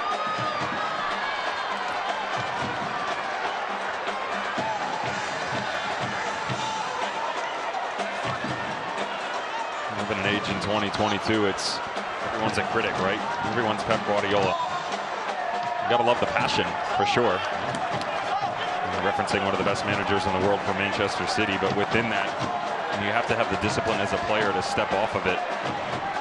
I'll give you a shout within that discipline and lack thereof, and some of the movements coming forward. I mentioned to you, if we came out of the dressing room and saw Ray Serrano move, Ownby to the outside and Harris in, I wouldn't be surprised. Jorge Gonzalez and he are standing right in front of us on the near touchline, getting ready to make their entrance into this match. A lot more within the midfield between Corbin Bone and Niall McCabe. Still lacking in the 10 spot overall. You wonder if that is going to be the end of the night for Paolo Del Piccolo to step in for Jorge Gonzalez. That's exactly right. And Mushagalusa is going to come off as well, replaced by his former teammate at Sporting Kansas City, Wilson Harris. That's it for Del Piccolo.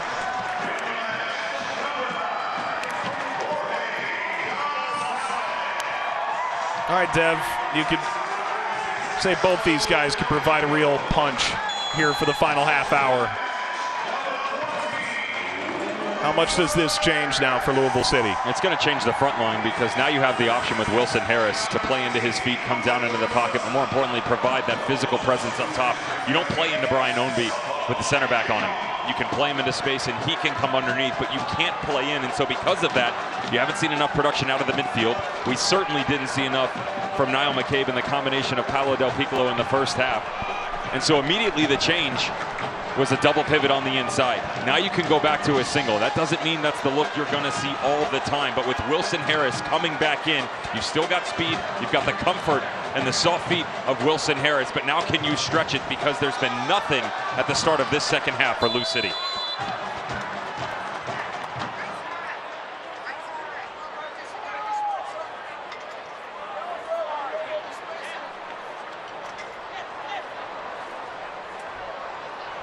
along here to Louisville City. This match airing, of course, on ESPN2. It's also airing on SiriusXM FC, so if you can't watch the match, you can turn on SiriusXM FC channel 157, North America's only 24/7 source for engaging soccer talk, including USL All Access on Tuesday nights, plus live matches from USL, MLS, the EPL, and more. Ball in front, seeking Harris from Gonzalez. And here we go, Dev. Yeah, get ready. The ability to still stretch the game resides within the competence of Wilson Harris, but there is the presence that I talked about coming right down through the middle in the attacking midfielder role. Indication by Paolo Del Piccolo. Jorge Gonzalez steps in. Great job bridging the gap there and pushing it up. Now stay here. If I'm Lou City right now, next 5-10 minutes, let's see how much pressure you can put on them. Fresh legs, intensity, chase the game a little bit right now. Bring it up a notch and go get one. In goes McCabe, kept it away from Repetto.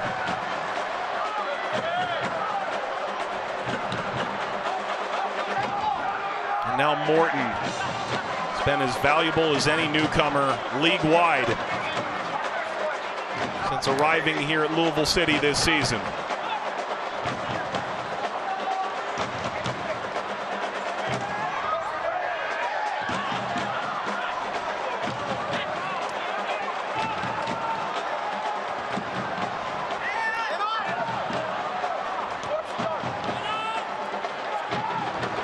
Louisville looking for a 6th consecutive victory. Phoenix looking to end a difficult spell, 6 without a win. As we approach the hour mark here. Slaloming through and back to Bone. A couple of dicing runs could have been options. Instead, Ombi. Wonderful recovery, but still it's McCabe. Perez is inverted. Bone, Ombi.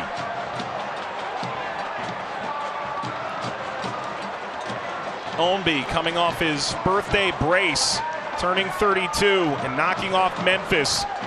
2 goals over the weekend. Step inward, now McCabe once more.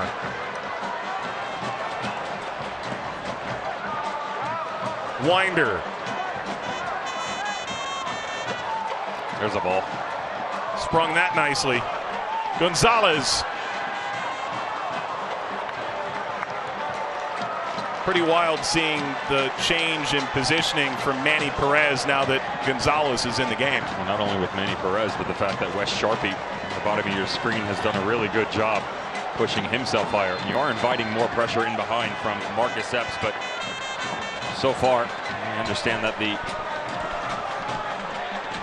look that we've gotten out of Lou City is a very small sample size. Look at how they've pushed this field up higher. Josh Wander is 5 to 10 yards inside Phoenix Rising's half. Now defensively, they've actually dropped back a little bit deeper. Santi Moar, Marcus Epps, they've kept the game in front of them. And at times, one of them pops out, turns more into like 4-4-2. Bone. Loon. My concern overall is watching Donaciano. Communication is off right now, and he's having to do a lot of checking to this near touchline. When he comes out, Mike, there's a ton of real estate within the midfield. You've seen the ability of Corbin Bone, Niall McCabe to get on the ball more. Jorge Gonzalez has come into that argument as well. When he comes out, helps out on this side. It is Brian Ownby, an overlapping run from Wes Sharpie. Pinches out of the pocket. There's so much space on the inside.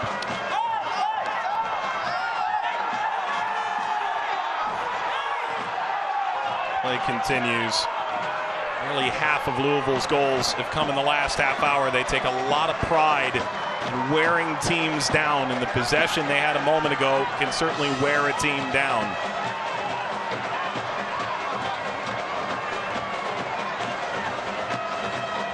It is the leading scoring offense in the USL Championship this season. Even with Cameron Lancaster, former Golden Boot winner in this league, sidelined for much of the year and still out tonight. Wilson Harris battling injuries over the last month. McCabe sprung it wide, ahead to Serrano. Serrano turns the corner, cuts it back for Gonzalez.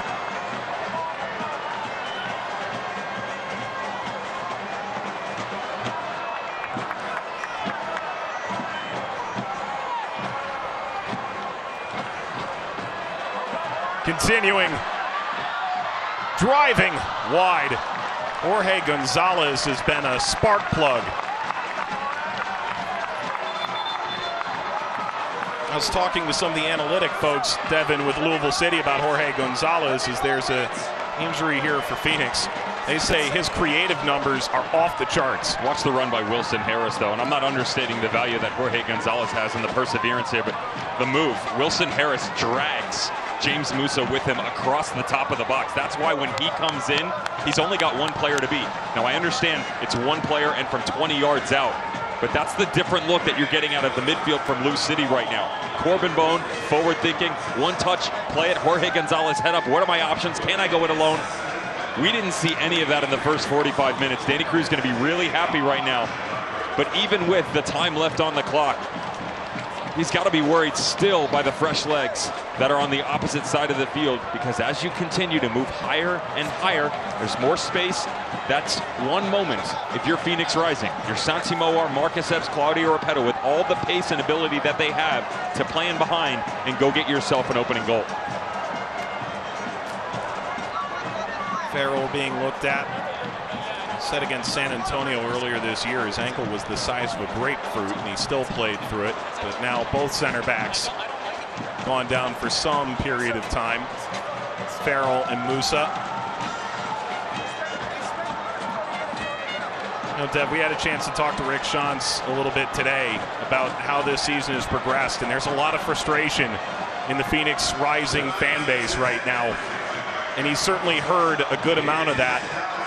By the same token, you get the feeling no one feels like they're out of it. There's been a lot of confidence from the Phoenix front office and coaching staff that not only are they going to get this right, that maybe these are the trials and tribulations that they've succeeded in the regular season. They just haven't won the last game of the year. Well, maybe this is the group that can, if they can just get it right, and maybe make a couple of changes here in weeks to come. I mentioned it on air last night on USL All Access on Sirius XMFC in the live portion that we did here in Louisville, special edition 2 hours, that someone within Phoenix Rising said to me, we're going to go win this game and win the last game of the season. And I saw some comments online. You know, one of their journalists, Owen Evans, talked about the fact that, well, we hear that every week. Well, guess what? I'd much rather have someone with the belief and saying that every single week with the talent that they have on this roster than someone that's sitting back and not caring, not chasing the game, trying to make changes within the organization. The fans may not like it, and they may not like the results, but I promise you, the vision is not lacking for what this club is and where they want to go. When we sat with him this morning, he talked about the different ways that you can attack this league. You can do it from the ground up, from the academy level. You can go get mercenaries of sorts and go get, you know, the guys that are the biggest names around the entire USL Championship, and you can bring that mold together. They're getting to a point where they will have the ability to make the argument for all three. The problem is right now, how do you get back on track? And it could be historic for Phoenix Rising. If, and only if, you can get a result here. They got to get it started somewhere, and it's got to be at Lynn Family.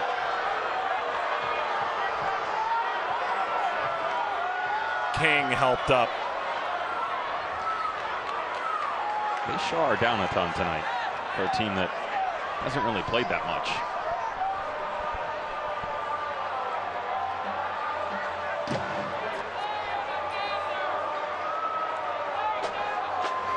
Luis Manuel Sejas waiting to come on. He's going to replace Aiden Quinn.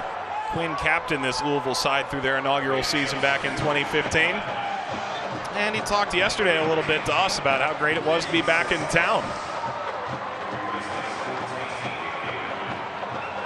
Still boys with a bunch of the guys here. Niall McCabe, Paolo Del Piccolo stayed after. Talked about their careers and still what could be for Aiden Quinn. On the next level, the title, star above the crest. A guy who's really seen it all and done it all outside of the last comment and winning a championship. And that's the thing, when he signed, said, I've come here to win a trophy, a long, elusive trophy. He's left a couple clubs that within 2 years did win a trophy. Yeah. Louisville and Orange County.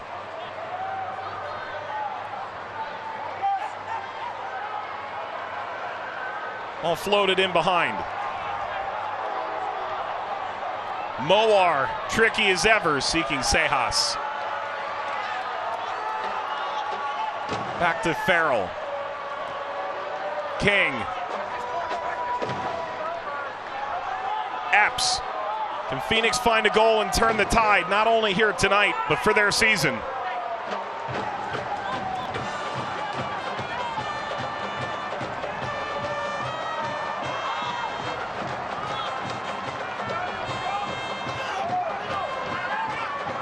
Lest we forget, they've beaten San Antonio at home and on the road. They may be the only team this year that's going to do that. Now they're trying to pick up another major victory here in Louisville, which have always been difficult to come by.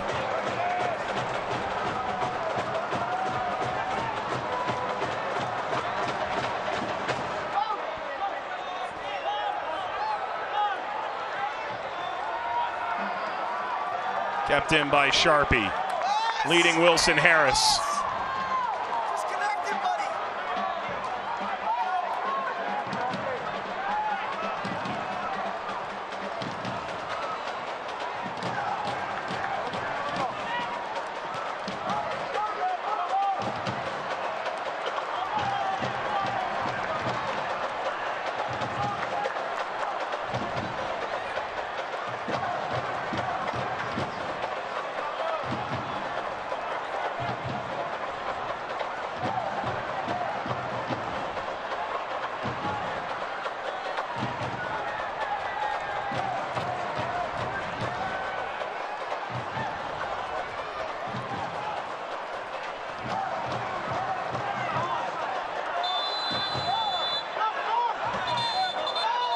Flag's gone up. Louisville saying, didn't we have an advantage to play there? Stoppage will provide the opportunity for Louisville to make a sub here. This is their fourth. Napo Masoso enters. Brian Ownby checks off. After 6 goal contributions, Dev, in the last 2 games, finally someone has silenced Brian Ownby. He struggled to get into this game. Not a lot of touches on the ball. There's no real rhythm for Brian Ownby tonight.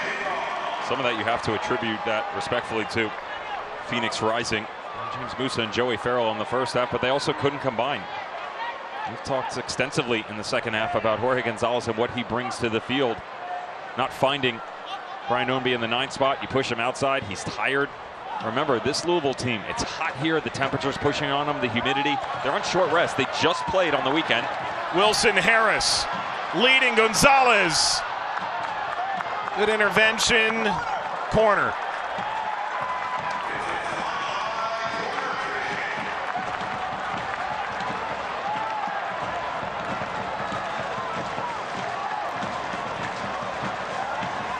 This is simple as find number 4. Yeah. That's one way to go about it. I'm looking at Josh Winder on the back post. Wes Sharpie just in front of Ben Loon, put a body on the goalkeeper. Niall McCabe towards Sharpie. Masoso skids off his head, leading Santi Moar. Masoso put under pressure by Sejas.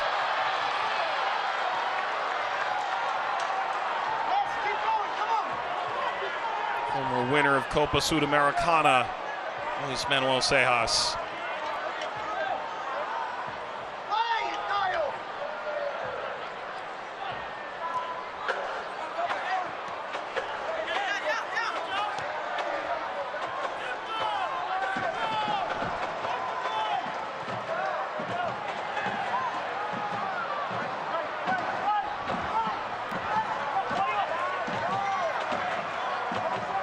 Tosh. Serrano. Bone. Gonzalez. Yeah, quick here. Sharpie was in, Mike. That's a mistake by Louisville. Turned over and Repetto.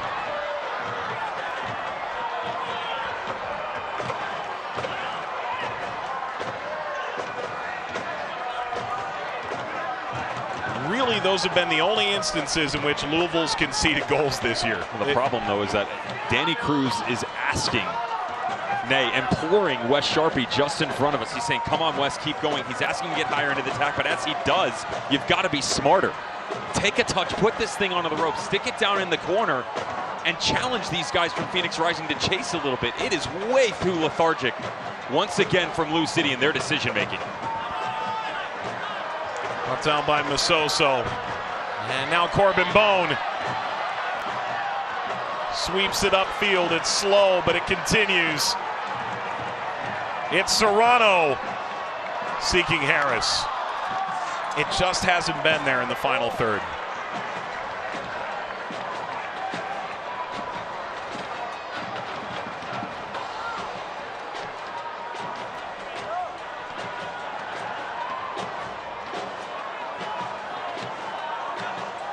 Fourth game already this month. Started against the Legion, 2-1, 6-0, Red Bull 2, 2-1, 901 FC. 4 games in 19 days, it's showing. You got to understand what it's like for these athletes to get your mind and body right when you're not training that much. This is just finding a way to keep yourself healthy. You can't really work on a ton of things because of all the matches. Harris.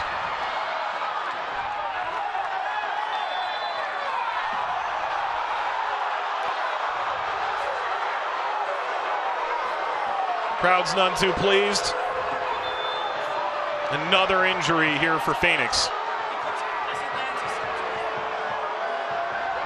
Jorge Gonzalez on this one.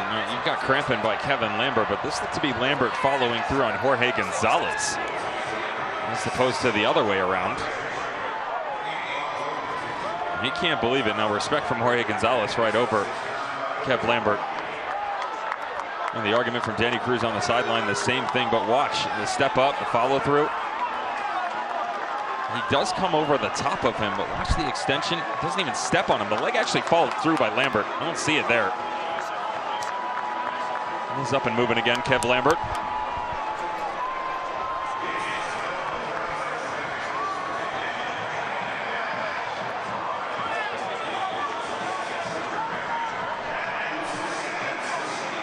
Hydration break. Temperatures are now paltry 90. You know, Louisville's sort of won in all conditions. They win early in the season, still a little chilly. They win in late November when it all counts and the snow's been falling. Take a look at the last 5 years here for Louisville City. Every single year, all 7 that they've been in the USL Championship, they've at least made the conference final, and oftentimes have done a little better than that. I think the other teams in the Eastern Conference are getting tired of them and the Tampa Bay Rowdies. That's a fair question, right? I mean, they're the benchmark. It's not even close in the Eastern Conference. Historically, since 2015, whether it's James O'Connor at the helm, of course with the organization in a front office role now, John Hackworth, and now Danny Cruz. I talk about this all the time, Mike. We asked Paolo Del Piccolo and Niall McCabe about it last night as well. The word culture is so frivolously tossed around within this game. We want to get the culture right? We want to bring in the right guys and get our culture right. There are few in this country that actually do it. You are looking in the East or the West at the best that eclipses all of them. To take a guy like Niall McCabe, the only remaining member from that 2015 team, pair him next to a young star, young player of the year just a couple of seasons ago in 2020, like Wilson Harris, bring in the frenemy that was Corbin Bone from FC Cincinnati a couple of years ago. Put all of that together. You get Kyle Morton. You got a 17-year-old on your back line up through the academy and still find success. Best in the business, Louisville City.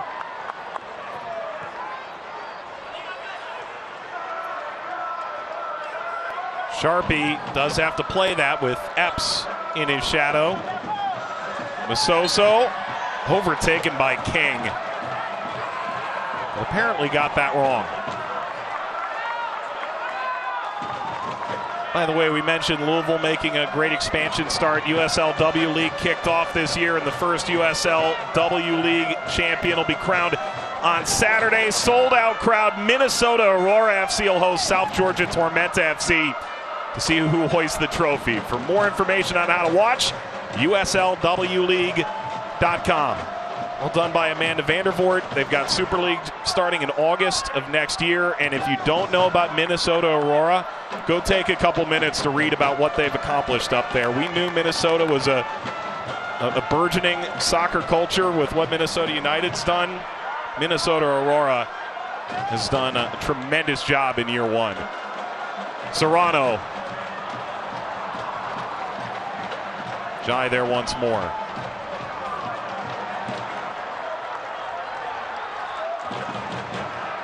UNL have Friday night's game, Colorado Springs and Charleston Battery. That'll be exclusive to ESPN Plus, and then a number of games on Saturday and Sunday around the championship.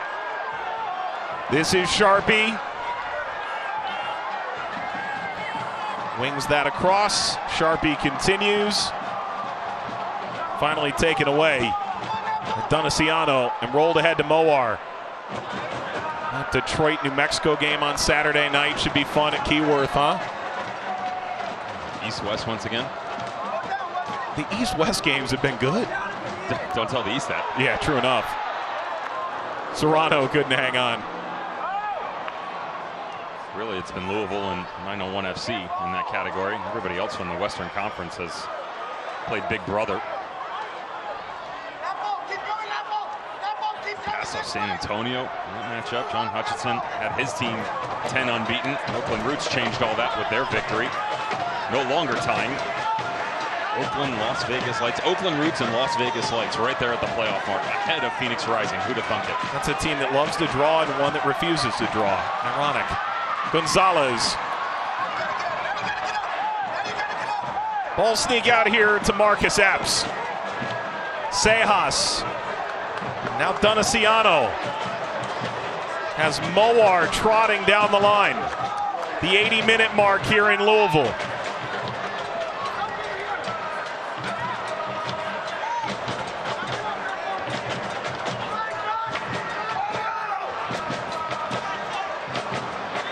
Step in by Sharpie. King.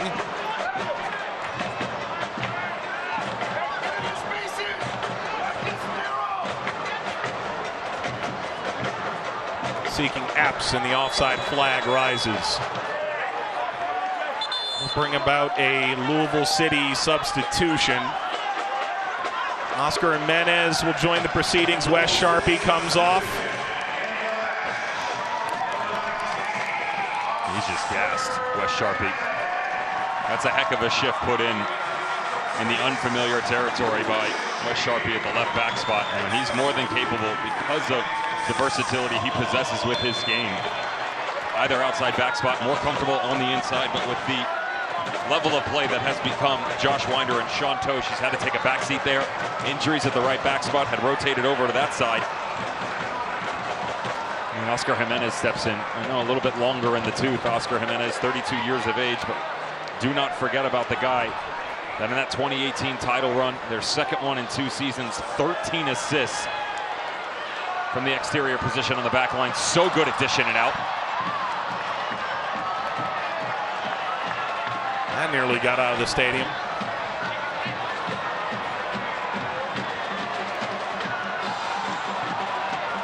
Harris down.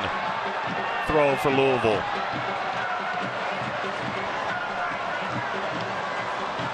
Ball through for Gonzalez.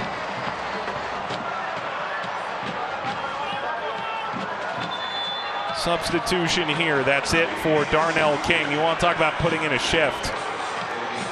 King off, Joey Calistri comes in. We're going to mark Mushagalusa, Brian Ownby, Jorge Gonzalez. 83 minutes into a game, and he's earned it. And the captain that came into this season and put the armband on, they've had their struggles. He is one whose vision has never lacked for Phoenix Rising in the dressing room. Just such a positive nature within his play as a person. Unhurried in some of the movements that he's had tonight. And he had to respect what was in front of him. Did his job. And so it's Calistri coming on, who was a 4-year starter at Northwestern. Played at Tulsa, St. Louis, and Chicago before arriving in Phoenix. Louisville has now used all 5 of their subs. That's the 5th for Phoenix. Moar thought about it. Moar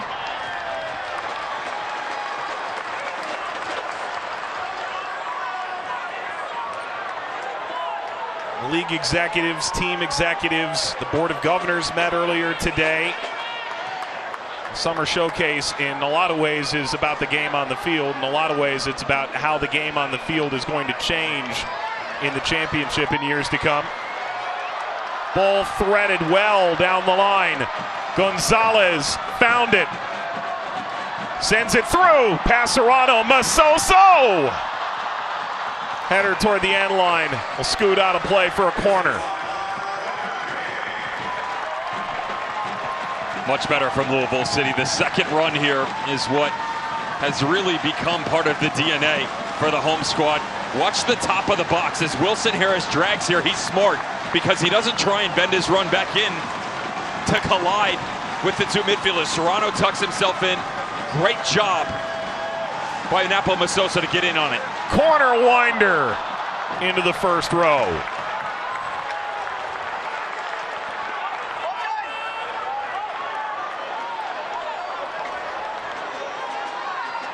COO of the USL, Justin Papadakis taking in the action.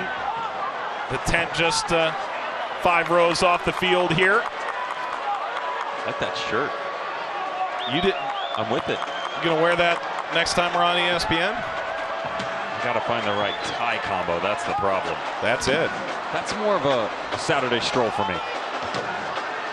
Obviously spoke to Jake Edwards, president of the league,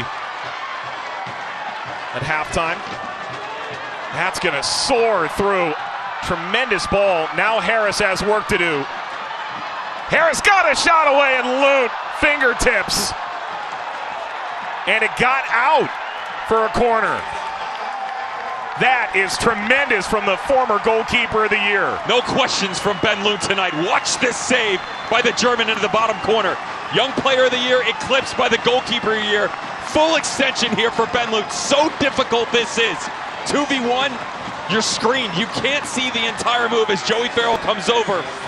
And all 6v6 able to get a fingertip save and keep it knotted up at zeros. Lute was the 2020 goalkeeper of the year, to your point, when Harris won Young Player of the Year with an 8-goal season for SKC2. He's already got 8 goals this year. There will be a corner. Manny Perez took a moment to get back up, although he is making his way toward the 18. Both teams are out of subs here. He's cramping. It is I'm exhausted. True. No shirt is getting out of here unscathed. Watch, this is a mismatch on the back post, though. Sean Tosh and Joey Kalistri. He's got the height advantage. Tosh really good from an aerial standpoint. Just on the back shoulder of Ben Lute. They could get cute here with runners atop the 18. McCabe toward Harris. Comes out to Serrano on the first time. Sejas got a piece. Gonzalez turns the corner. Gonzalez slid it in front. And now Louisville desperately seeking a winner here. Their 5-match win streak hangs in the balance. A chance to pull further away from Tampa Bay atop the Eastern Conference as well. Service once more seeking Gonzalez and the headers away. Repetto wheels around, but he's dished it right at Oscar Jimenez. For Phoenix, haven't won since the end of May, and they find a way to counter here late. Get one of their crown jewel victories. They've beaten New Mexico, they've beaten Miami, they've beaten San Antonio twice. 2.5 minutes in what will surely be a lengthy amount of stoppage time still to come.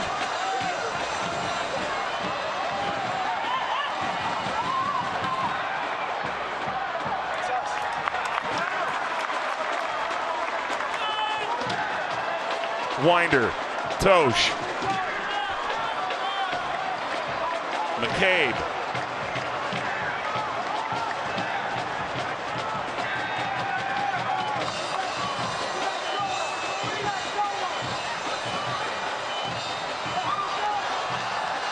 Ahead Gonzalez, That's Masoso. Slides it wide. Serrano pulls that through. Masoso.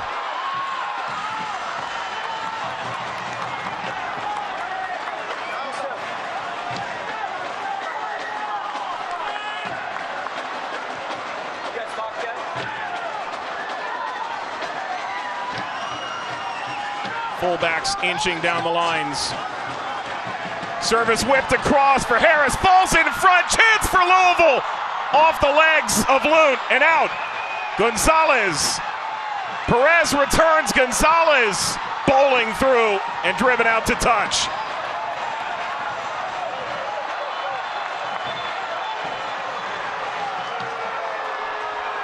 Take a bow. Hats off to Ben Loon on this save. How, oh how, does it come so square right at the German on the beautiful movement that is this touch off back across. Manny Perez sticks it right at the goalkeeper. He's still got a lot of work to do from about 7 yards out. No panic button tonight for Ben Loon. You think he's got a point to prove?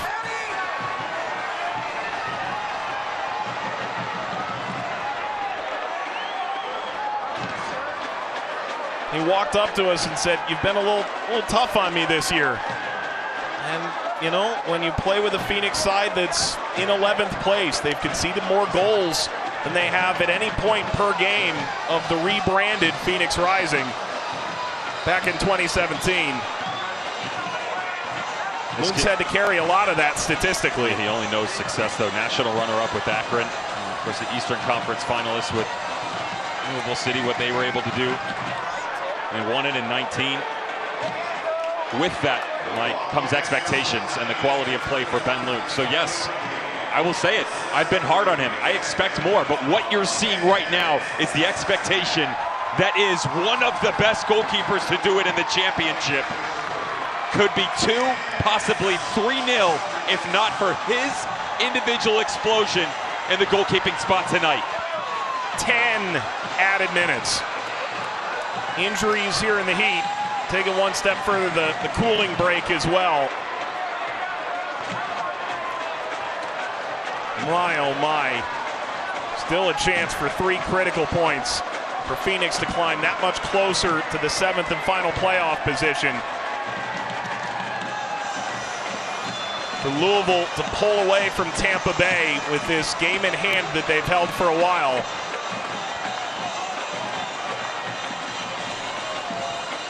For those tuning in for Manchester City and Club America, you're going to have to wait a little bit.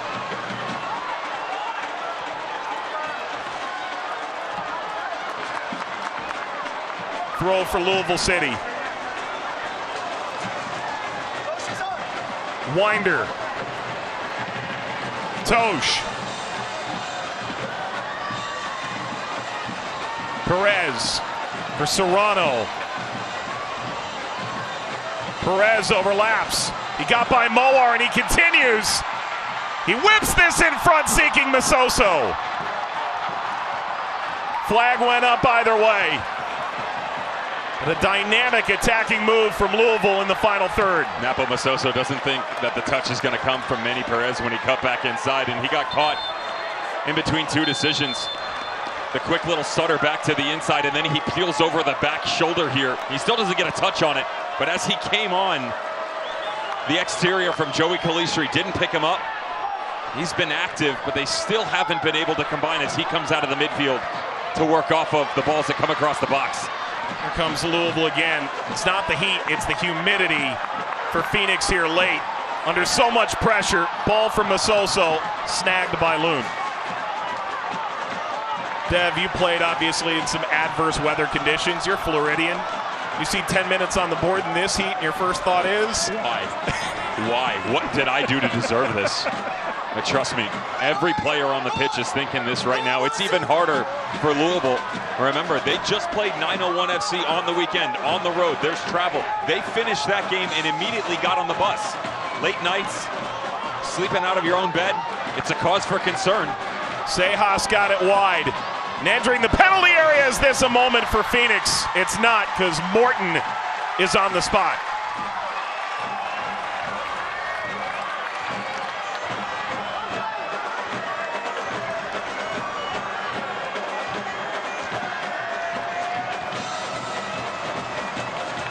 10,000 strong here at Lynn Family Stadium, the 2-year-old venue.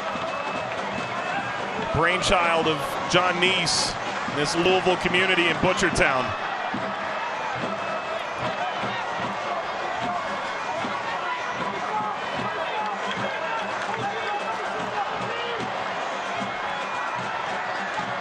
Gonzalez, Serrano, Repetto.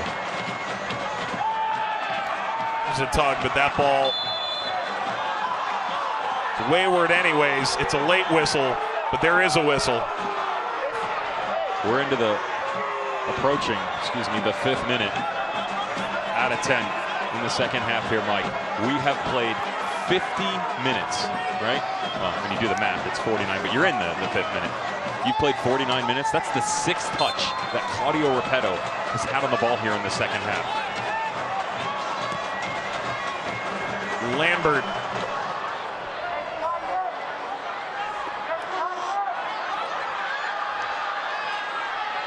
Seeking Repetto.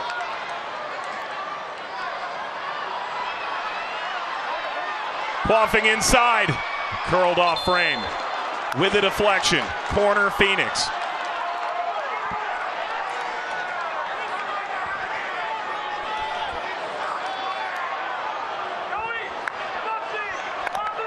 Epps, another inclusion here in the second half, playing a starring role.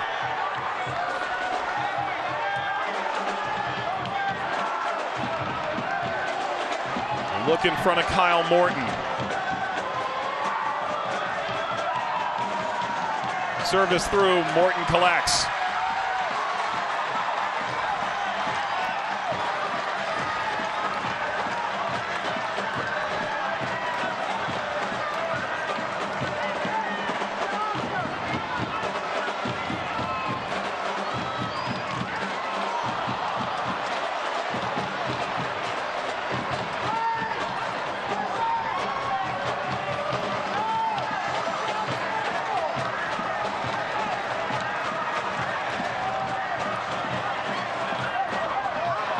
Sejas, good ball, Epps.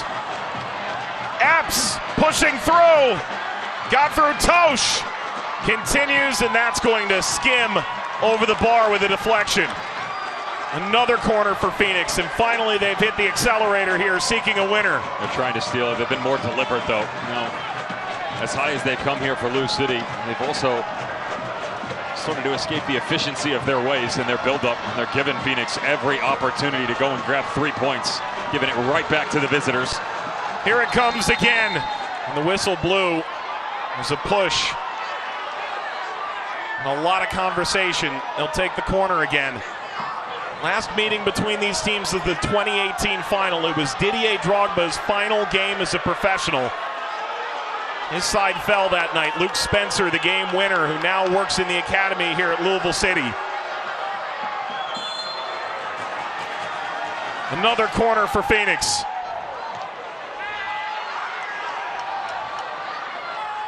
Header snap forward, and Morton races over.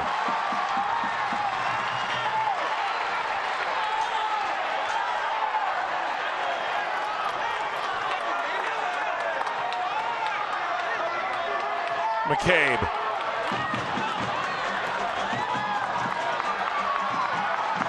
For Jimenez, who's been quiet since entering. Jimenez crossing. It's a hair high for Harris. Still through Serrano. He's whisked off the ball.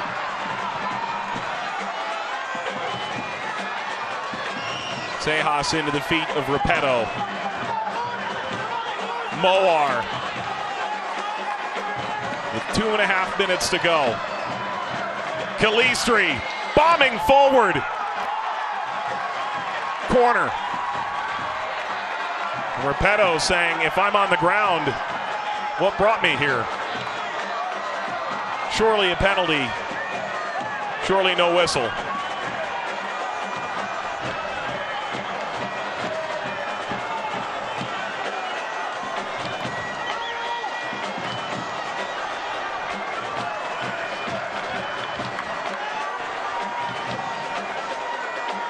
There's Sejas, the 36-year-old Venezuelan. Sejas delivers.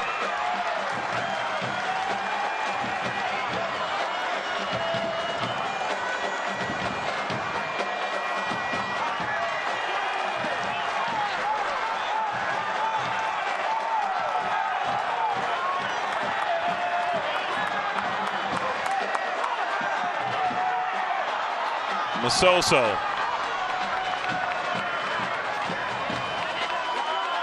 McCabe.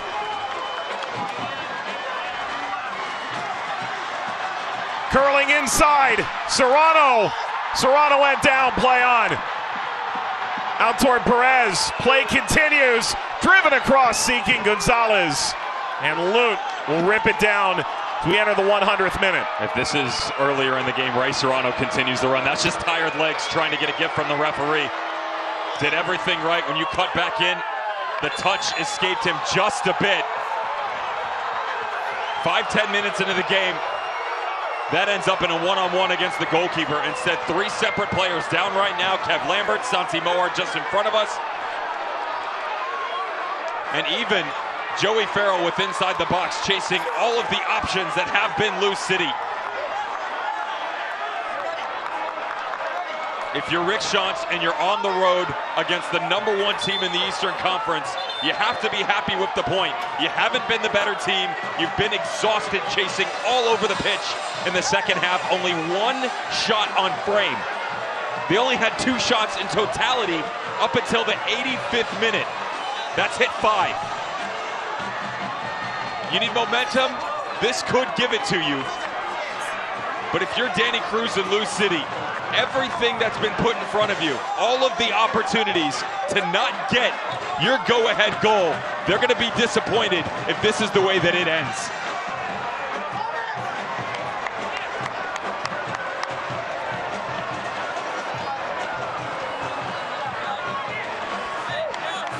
There may be another 30 seconds. Farrell pops back up.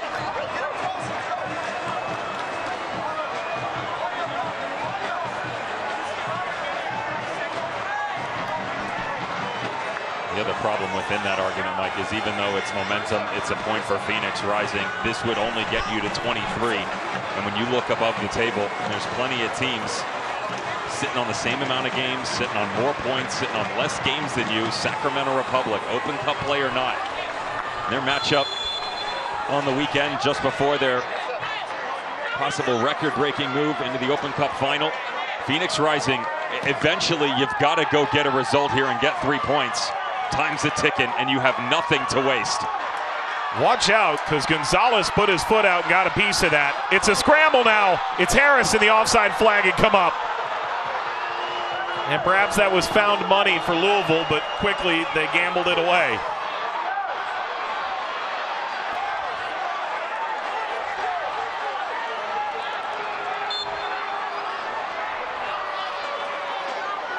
And this frantic game is down to its final seconds. Phoenix will get one last go. So many times we've seen incredible late game heroics. Could there possibly be something in this? Ball rolled ahead. Repetto offside.